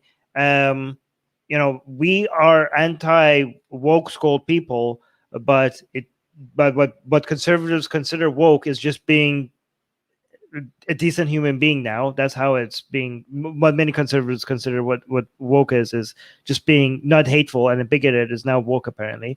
Another thing is, I actually support Drag Queen Storytime. I can't take anyone seriously that has a moral panic about Drag Queen Storytime. I can't take you seriously. Kids. No. So Rivka, guys, let me finish my. Kids like costumes, people in colorful outfits. It's fun. I don't see a problem with it. Rivka, you wanted to say something?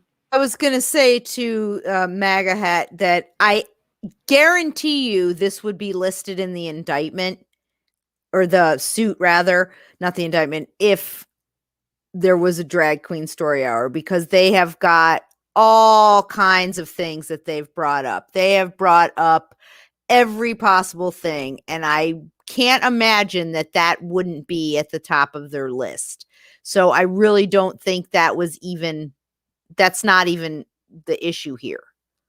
Yeah, it was including an email thread of other pissed off parents. Like, that's not even a thing. I don't even think they have children that are that young at that school. I don't even know. Imagine if you could sue a school because you don't like their curriculum and they're teaching things that are not in accordance with your values, and you get to sue the school. Like, imagine if that was actual there would be no school.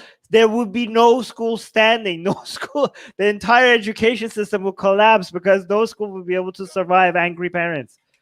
You can sue schools in the United States, but they have to be public schools that are not adhering to, say, the curriculum that the state mandates.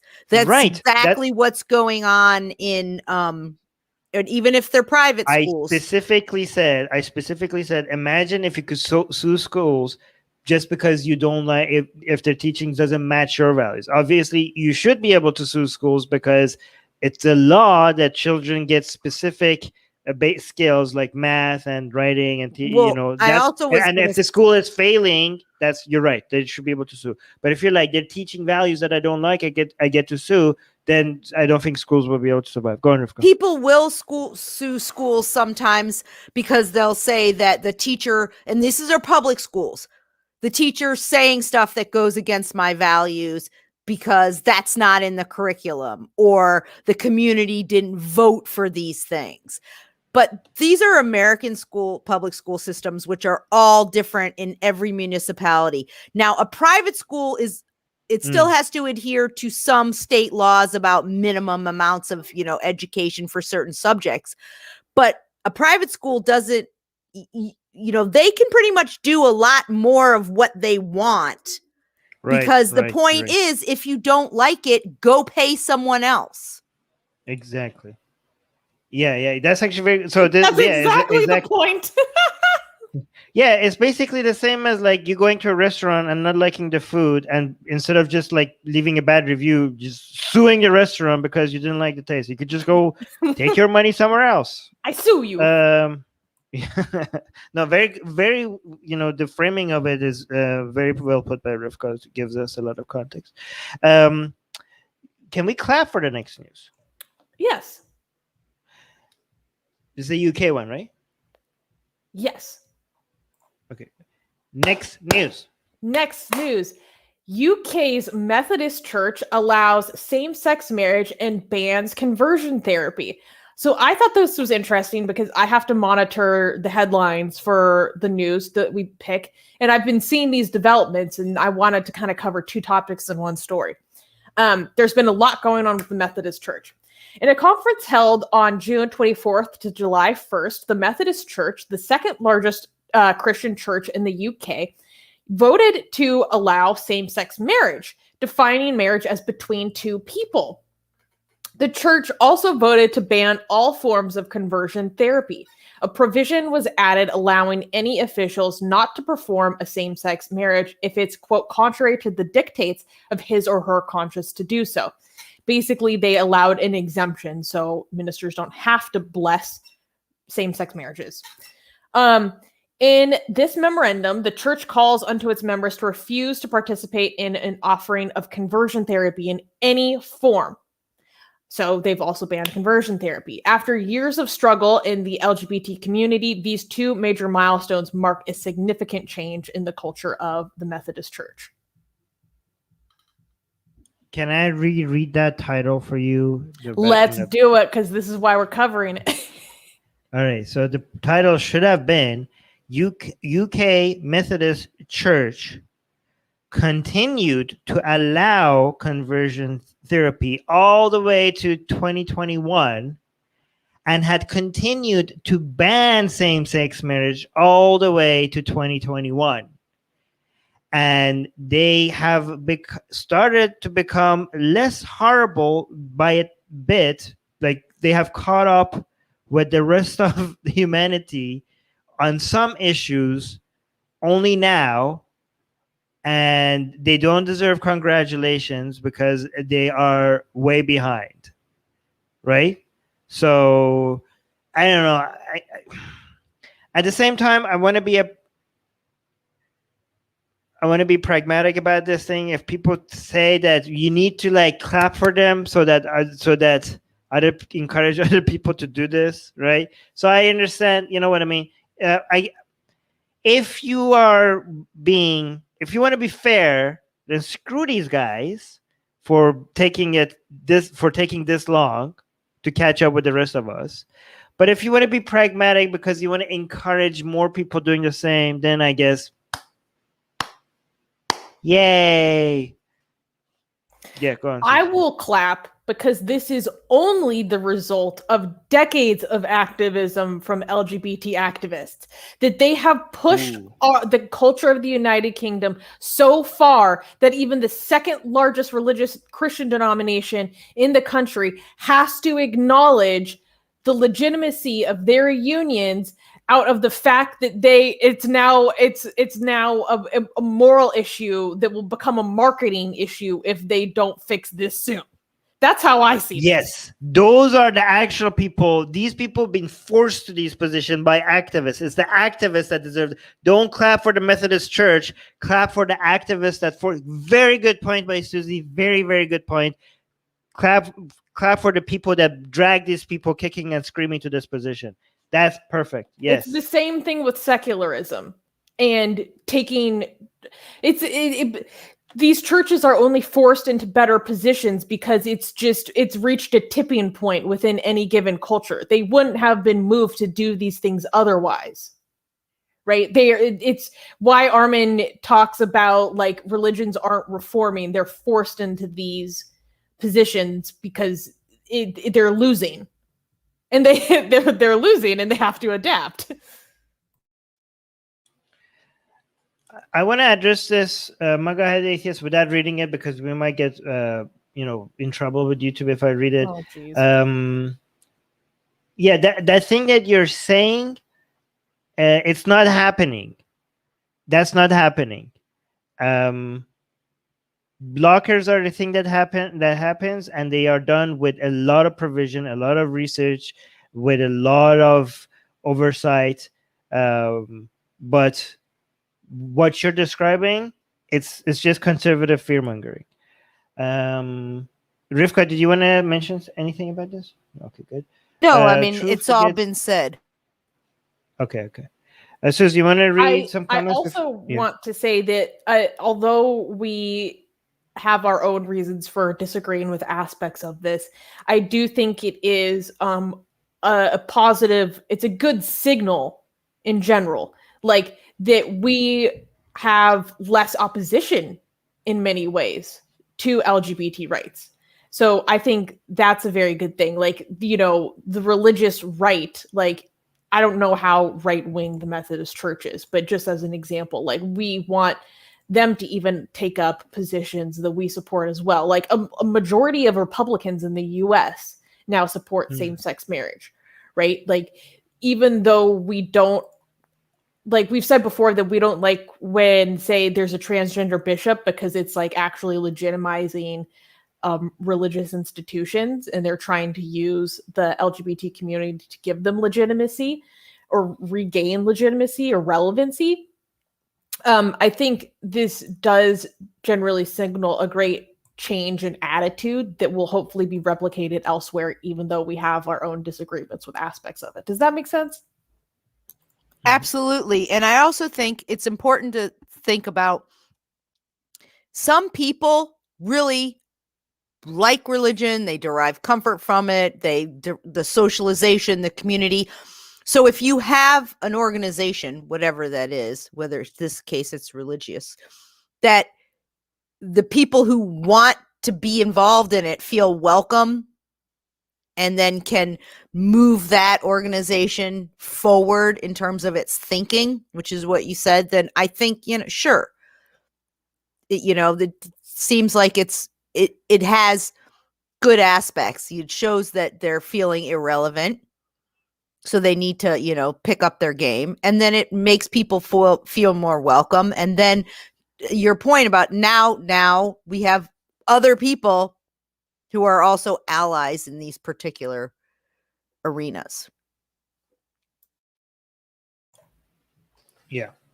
Oh, by the way, for the people in the live chat that are losing their mind, I completely support hormone blockers for children who have been, gone through enough evaluations for the expert to decide that because they're children and they don't get to choose, to delay the process of puberty, so that they get to make the decision later without having to let their body without making biology and their hormones force a gender on them. You delay the process, so when they're adults, they get to pick the gender they want themselves. So what you guys are describing in the live chat is not how it happens. It's, I'm sure there are rare examples of things that go wrong, which is the same thing with all things medical related, but the numbers are the benefit from delaying the process of puberty for the kids that need it is far outweighs the far and few between harms that you guys just jump on for your own ideology. So yeah, I'm in complete support of puberty blockers, and that it's for the sake of And I'm like, why did you even have to highlight that comment? They're just everyone's gonna lose their mind. Bring it. Anyways, can we clap for the next news? Yes, because this person is facing trial. Next news. Next news. Ex-Vatican advisor faces trial after claiming he could cure gay men by having sex with them. Bringing you a news story that could only come out of the Catholic Church with just the levels of depravity and also hypocrisy and also what? Tony Anatrella, an 80-year-old French psychotherapist, a Catholic priest, and a former Vatican advisor, has been plagued by allegations of sexual abuse for at least 20 years. In 2006, Daniel Lamarca went public with his claims of sexual abuse by Anatrella in an interview with Dutch newspaper Netherlands Dagblad. He said the priest told him that he could cure him of his quote-unquote pseudo-homosexuality by having sex with him. Two more anonymous accusations from previous patients of Anatrella also surfaced in 2006, but they were dismissed due to the statute of limitations and a lack of evidence. Anatrella also claimed that gay people had a whole host of problems, including a, quote, narcissistic position in front of a community that disturbs, even to the point of dividing it, end quote. He encouraged protests against same-sex marriage in France in 2013. Finally, according to the National Catholic Reporter, the Paris Archdiocese has confirmed that Anatrella will face trial in a church court. So I hope that he's brought to trial or his psychotherapy licenses stripped from him, because he's just really violated the ethics of being a health practitioner by suggesting having sex with his patients. I mean, that's absolutely, you do not ever do that. And the fact that people have also, other people have, charged him with sexual abuse. So I hope not only does he face charges within the Catholic Church, but if he has a license, he's a licensed psychotherapist, hope that he gets brought up on malpractice charges. I hope they strip him of his license, and he also should be charged in criminal court. If sexual abuse, abusing people sexually, is against the law, then you need to be tried in criminal court. Is he actually making, what's his quote unquote logic here? Like, is he making the argument that I'm so ugly that once you sleep with me, you would never want to sleep with another man ever again? Is that his point? No, but I like your take on it. Like, that's like, one way to that's do it. That's kind of what I was thinking too. Okay. What is his argument? What is his argument if that's not it?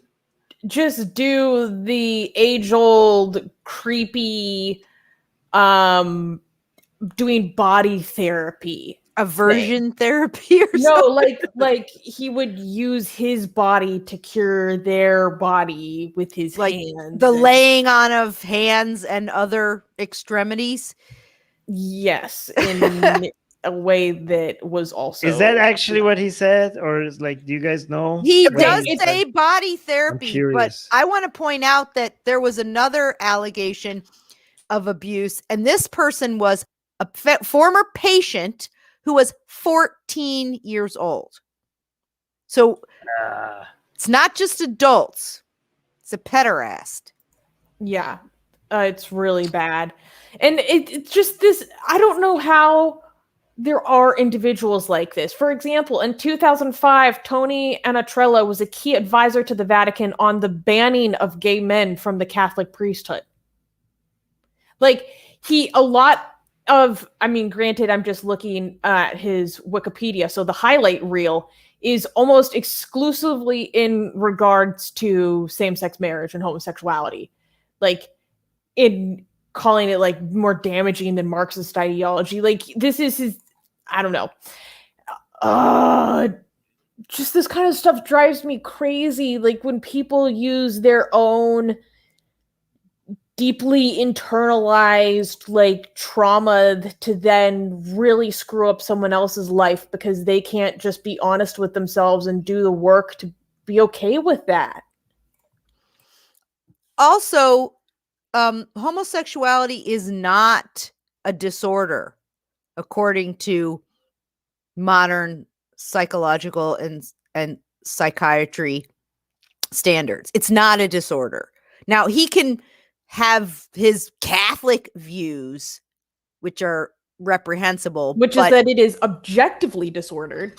Right. To use their language. But as a psychotherapist, not only is he violating the ethics of his profession, he's also not adhering to the standards of his profession as a psychotherapist. I just want to highlight the fact that there is nothing in Christianity that teaches this, right? I would just want to be fair here. However, I still blame Christianity for creating environments where these things are protected, and also behavior like this keeps popping up in religious institutions on a per capita basis, more average than other people. Religious environments, immunity from sin because of, being able to wipe out sins through religion, feeling like you have moral authority to decide what's right and wrong, and creating an environment where people trust you with based on credentials that shouldn't be making you trustworthy. Religion in those ways gives rise to situations like this. So even though there is nothing within scripture that excuses this, like people want to defend Christianity, they could point out that Christianity doesn't teach that this is allowed. However, indirectly, religion is still responsible for encouraging behavior like this through the things that I mentioned, right? So I just want to be fair, because a lot of people are like, oh my God, this is like Christianity. I'm like, well, if you read the Bible, there's nothing in the Bible that says you can have sex with people and make them not gay. But again, I still blame religion because of the things I mentioned. All very cogent points. And we can clap for this next news too. We're on a roll this week. Wow, today is good. I think this might be the satanic. most. Yes, positive day. I think this might be the most claps in a single episode that we've had in 6 months. Nice. All right. Next news. The Satanic Temple celebrates its first symbolic satanic monument on public property. Okay, this is state property, y'all. Let's bring it in. Let me start. In 2019, the Supreme Court ruled in American Legion versus the American Humanist Association that displaying the so-called Satanic Peace Cross on public land does not violate the Establishment Clause of the U.S. Constitution. Lucien Greaves, the Satanic Temple's spokesman and co-founder, stated that, quote, deciding that the Baldensburg cross does not just represent Christians, but people of all faiths, including Satanists, is blasphemy that is consistent with Satanism. The Satanic Temple, or TST for short, has a long tradition of helping its military members, in which this cross is memorializing. Well, Belle Plaine, Minnesota was the first city to establish a satanic monument in the country. Baldensburg, Maryland is the first city to have the first satanic temple designated monument on state property.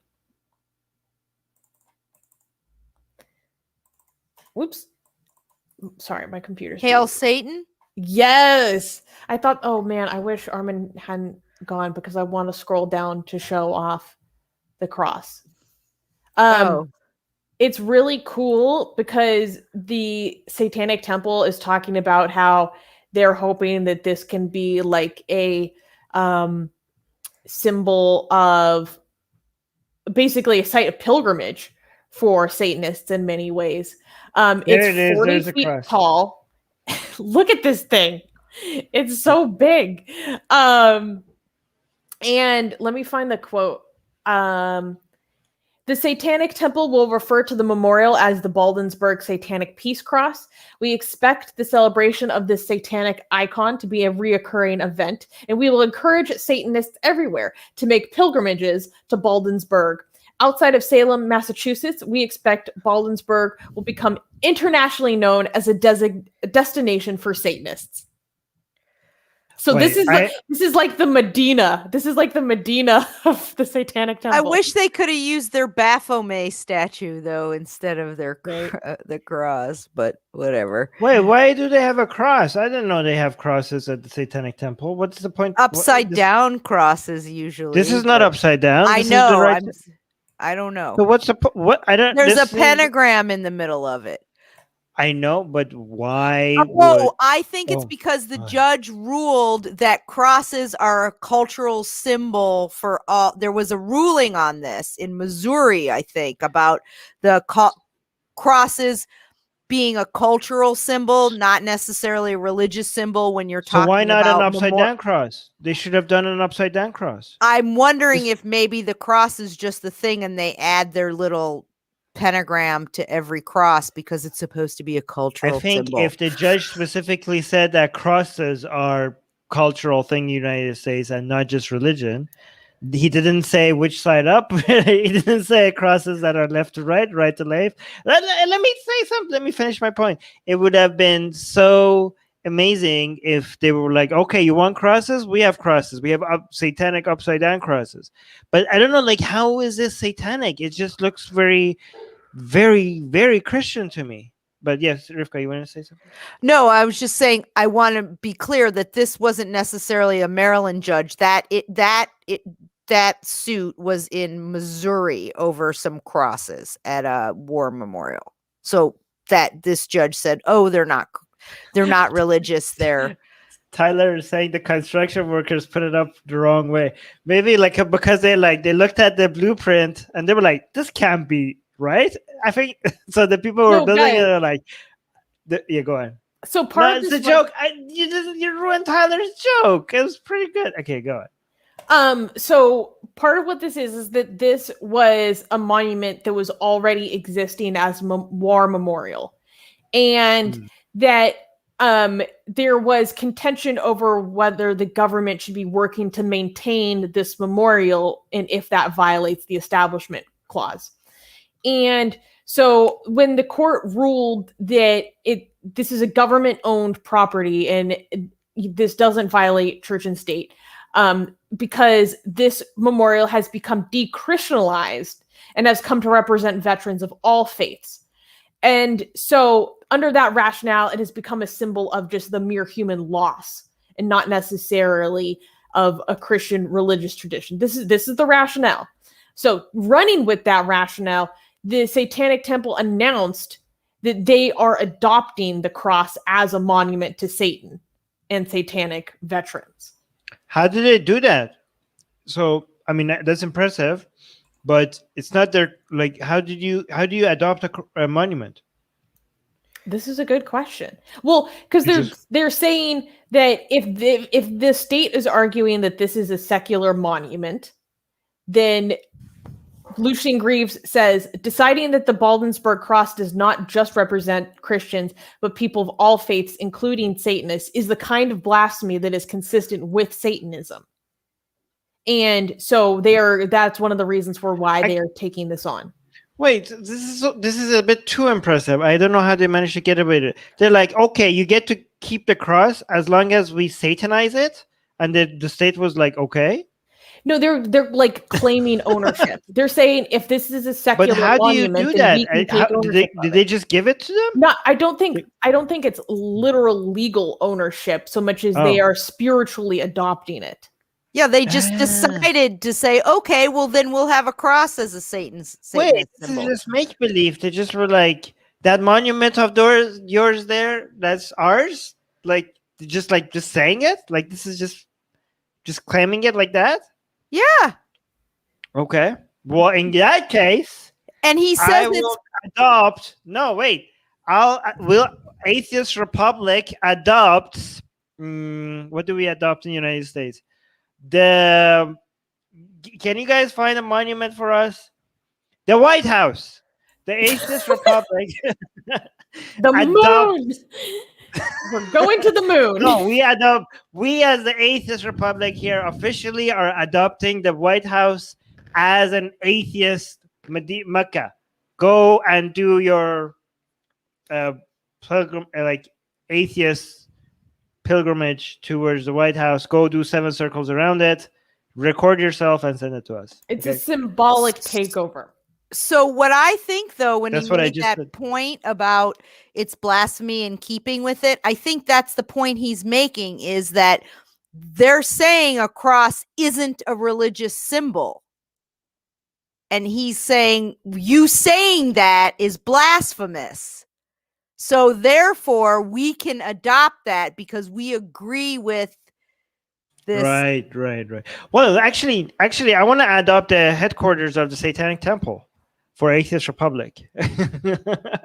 That's what I'm doing. We're going to Come on, spiritually Mr. adopt their headquarters.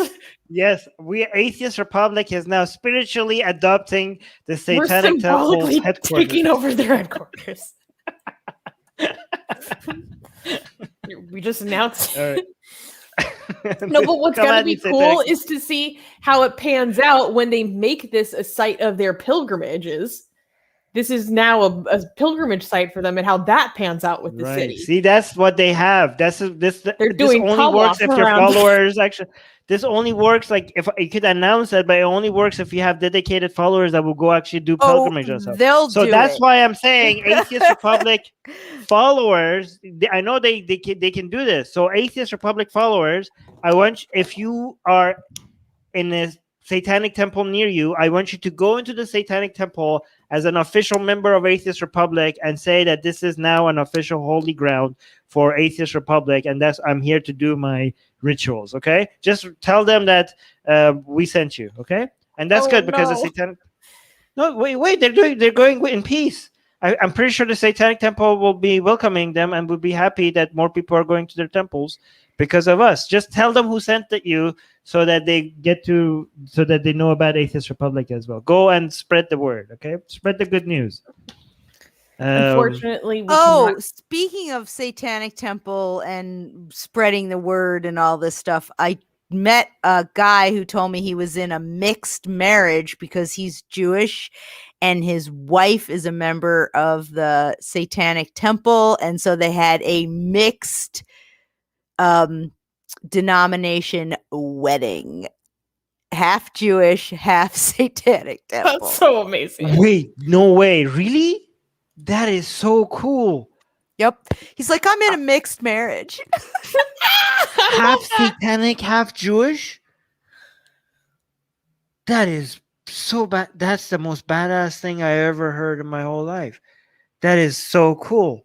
No marriage will be as cool as that marriage ever. I wonder, is anybody recording this? Is it going to be public somewhere? Send me the. Rivka, you're muted. They already got married. I mean, maybe they recorded it. I didn't see it, but I heard about it from other people. And then the rabbi down the street had a party, and she was telling me about it. And then I ended up, I knew who the guy was, and then I ended up meeting him, and he said, "Yeah, mixed marriage." Wow. All right, that's the coolest thing I heard all day. Yeah. So, can we clap for the next news? No. Ooh, finally something. Okay, next news. Next news.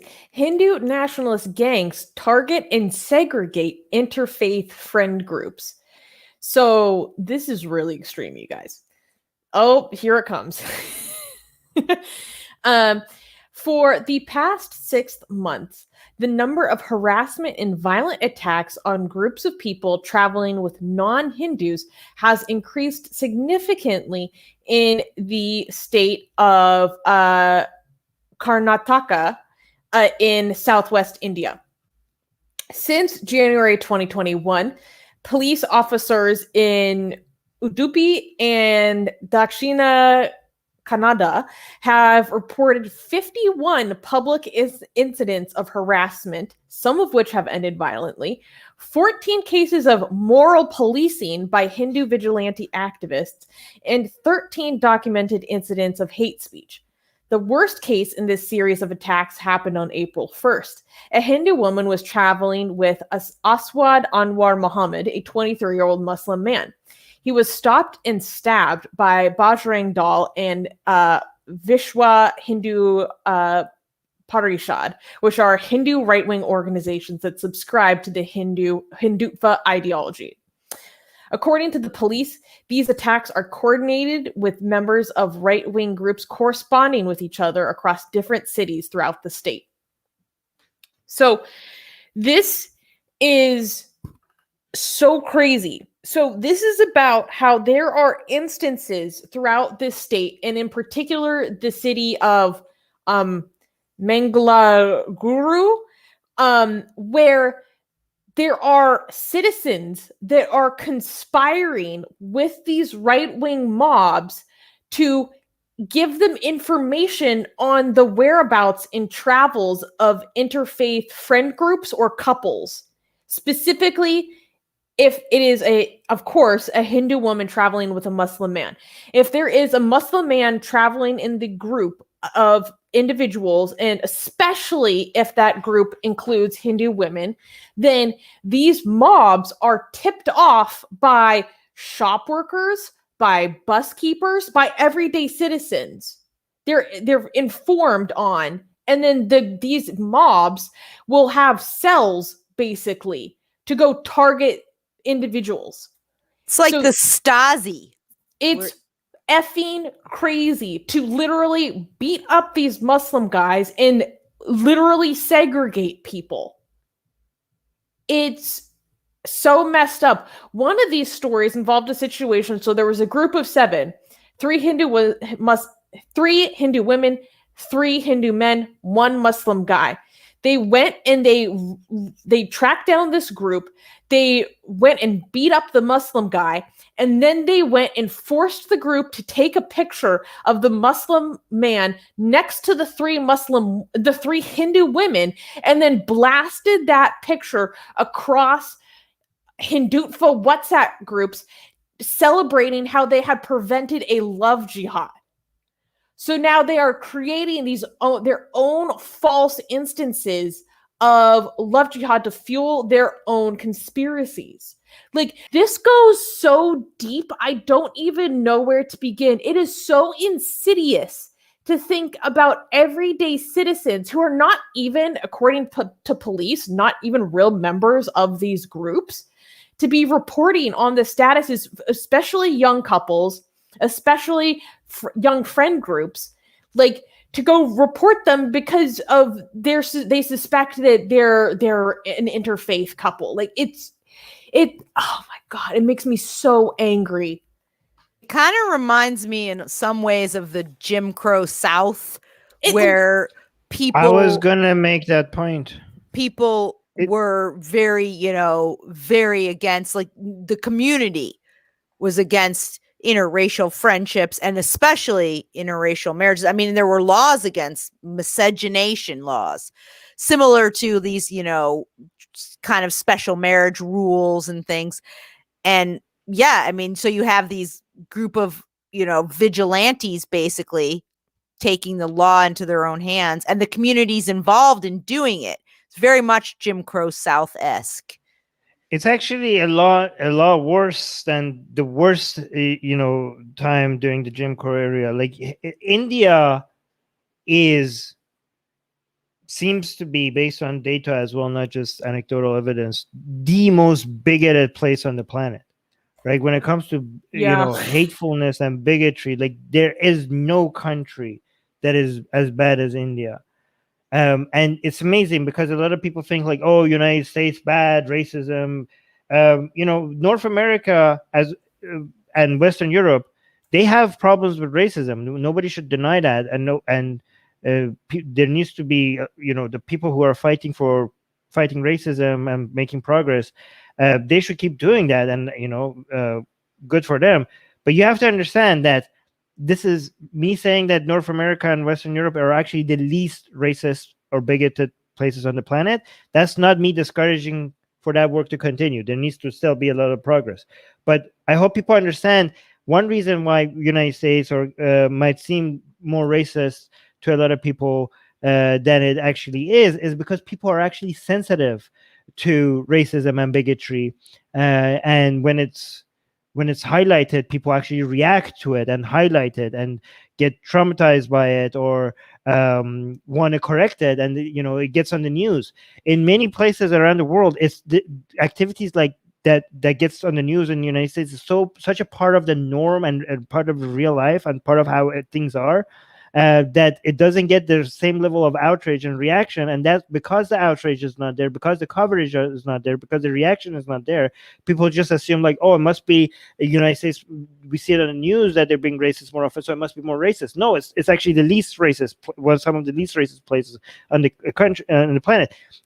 One thing I want for people to do an exercise is just go through this news, and this is one of the many instances. Like, this is something huge in India, huge, and we're talking about the second most populated.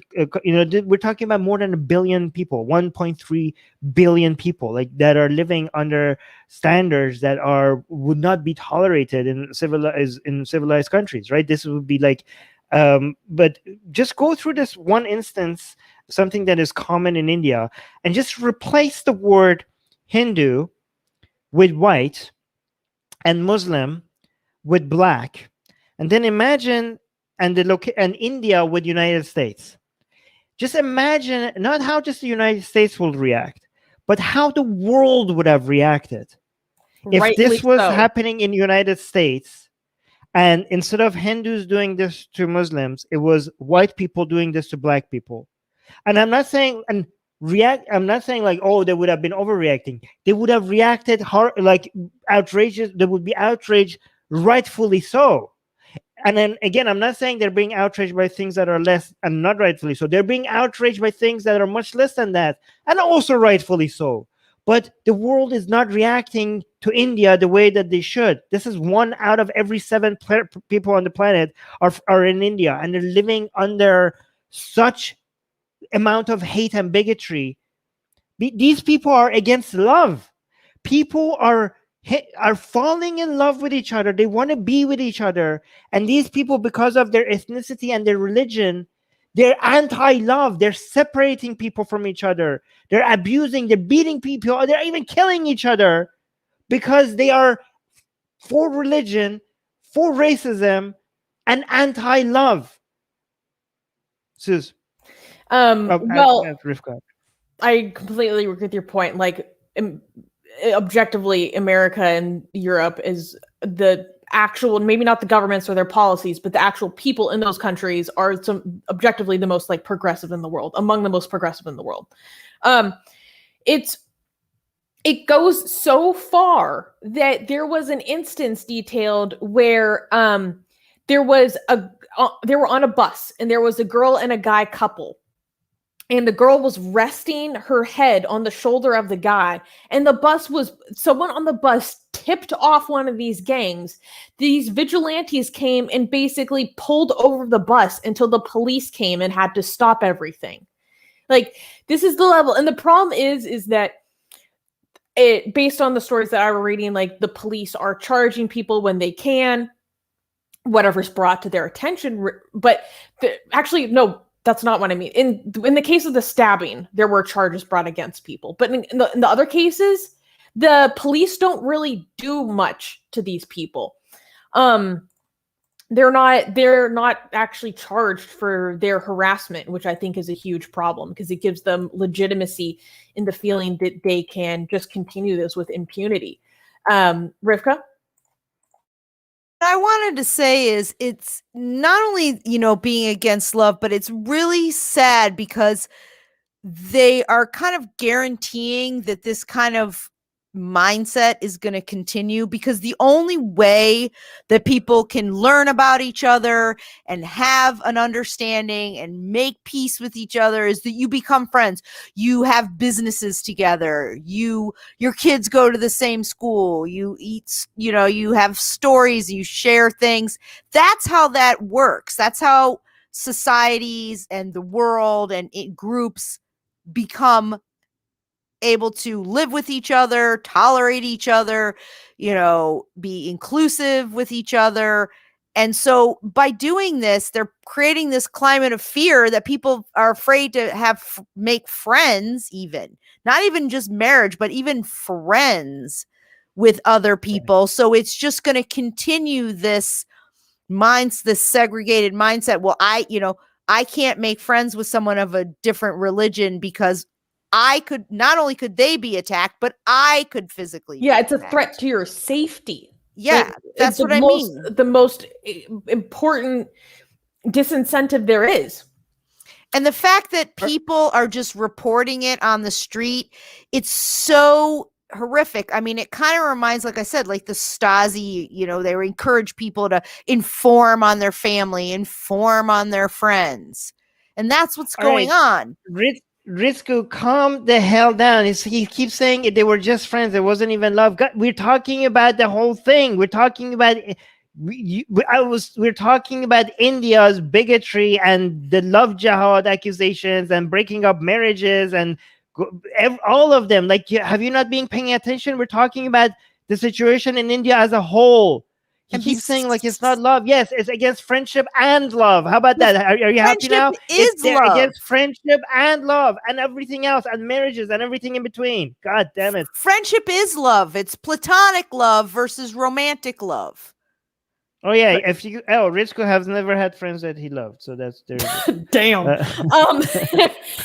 I also wanted to point out that when I was learning about this, I learned that the city of Mangaluru is actually where the conspiracy of love jihad originated from, or the state, which I thought was very interesting, because when I think of the worst instances or fervor around love jihad, I think of northern India, I think of Uttar Pradesh, I think of Madhya Pradesh, and all the other states that actually have laws on the books that are anti-forced conversion, which is, this very contentious legislation.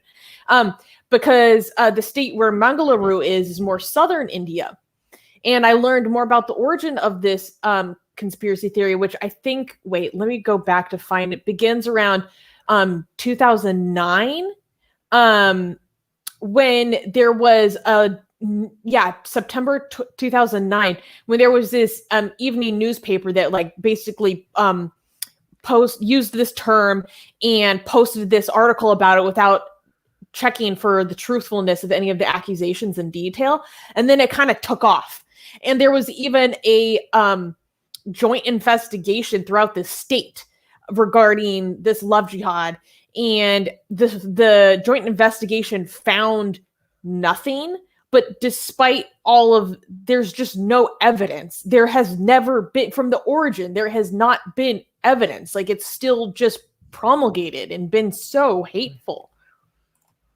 I want to highlight this comment. Ritsuko is saying, how do I explain my personal embarrassment over the fact that my parental grandmother is from this state?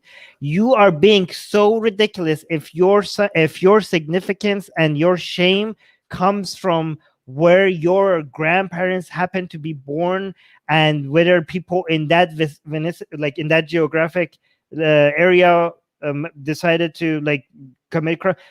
Is that how you? So wait a minute. Are you saying that your self-worth will increase if people that happen to have been born close to the area where your grandparents were born did something meaningful and contributed to society?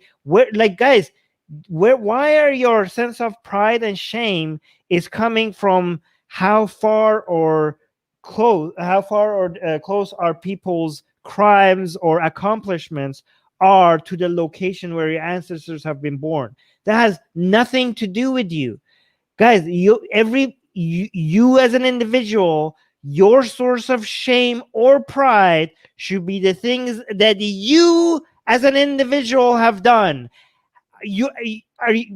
Ritsuko, have you gone and joined the gang and targeted people for having interfaith relationships? No, then there is no reason to be ashamed. The fact that these people were in the same country as you, the fact that these people are in the same state as you, even if they are your next door neighbors, it doesn't have any significance on your personal worth.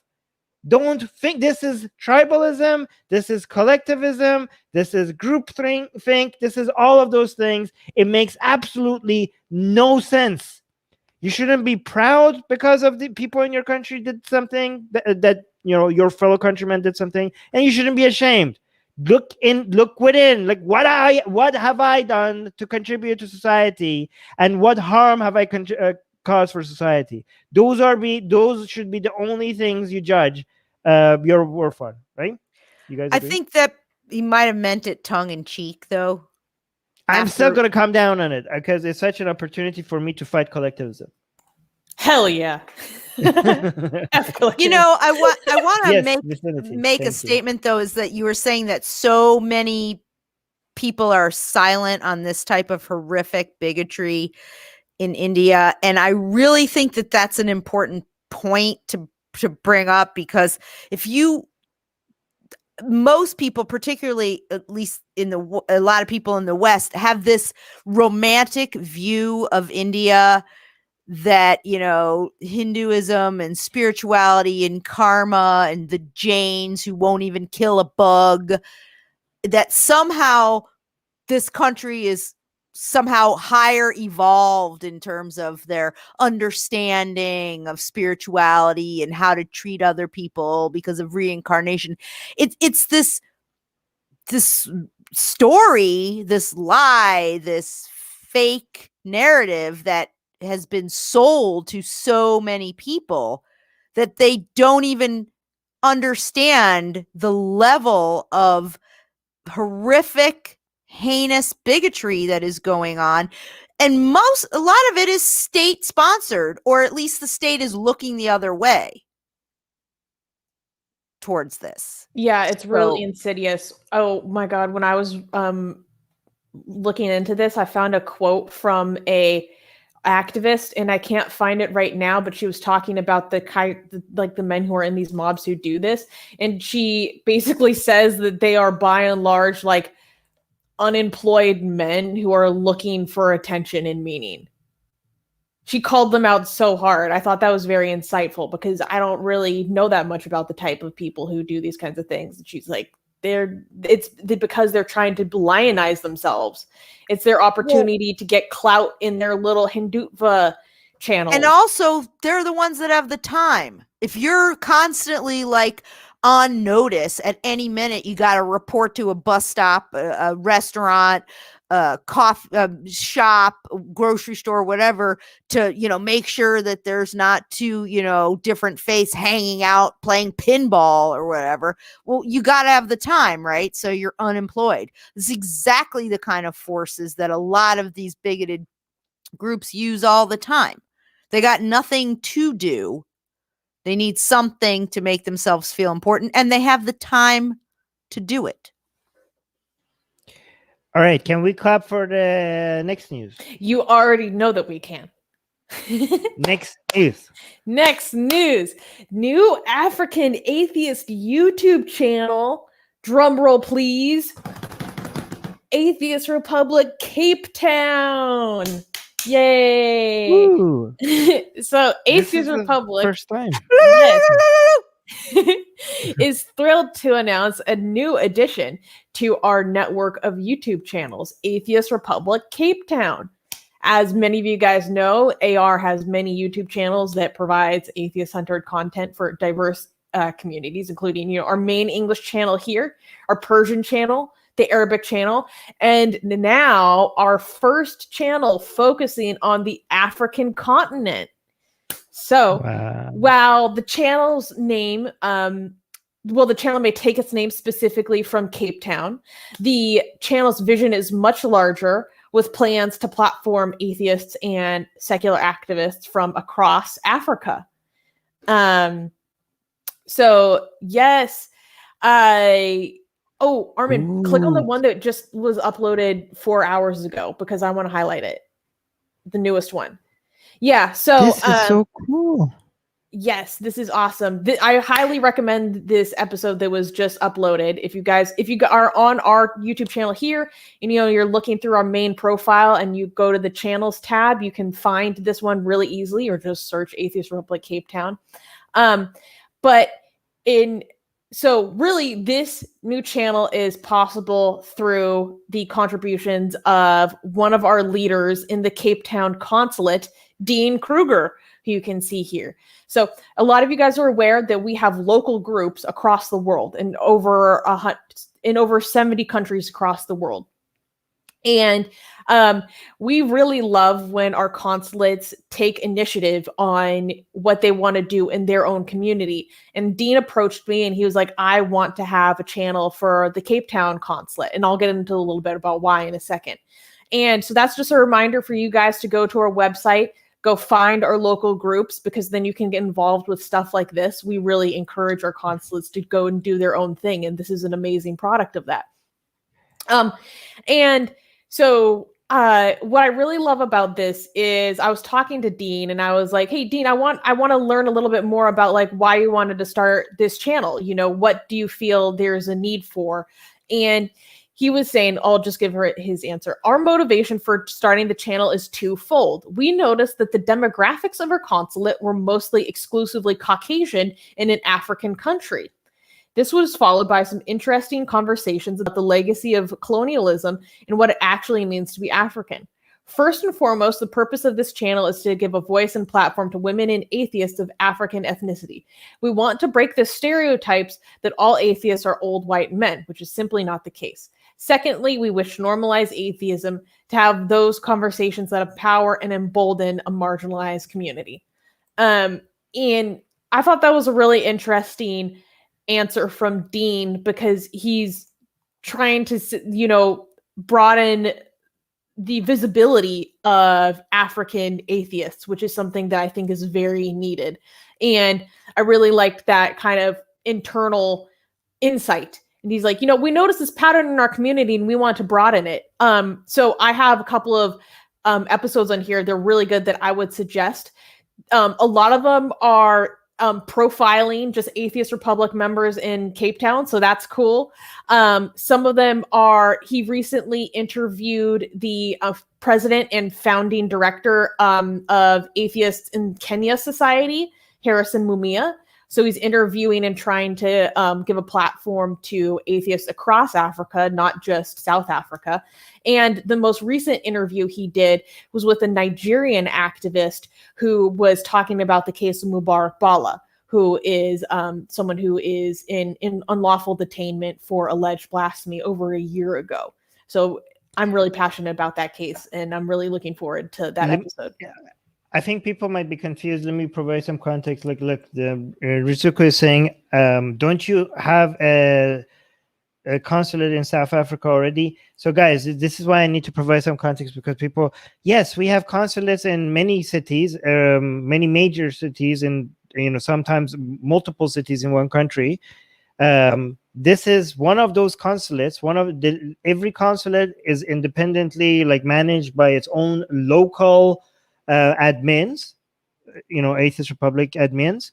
One of those consulates stepped forward and they said, may we use Atheist Republic's names to start a YouTube channel for the consulate, right? So if for people who want to find our consulate, if you want to find local atheists in your area to go and meet or collaborate with on, you could just search for Atheist Republic consulate, and the first thing that shows up is this page, and you could basically for example, if you're in Canada, you can see that we have consulates in many places in Canada.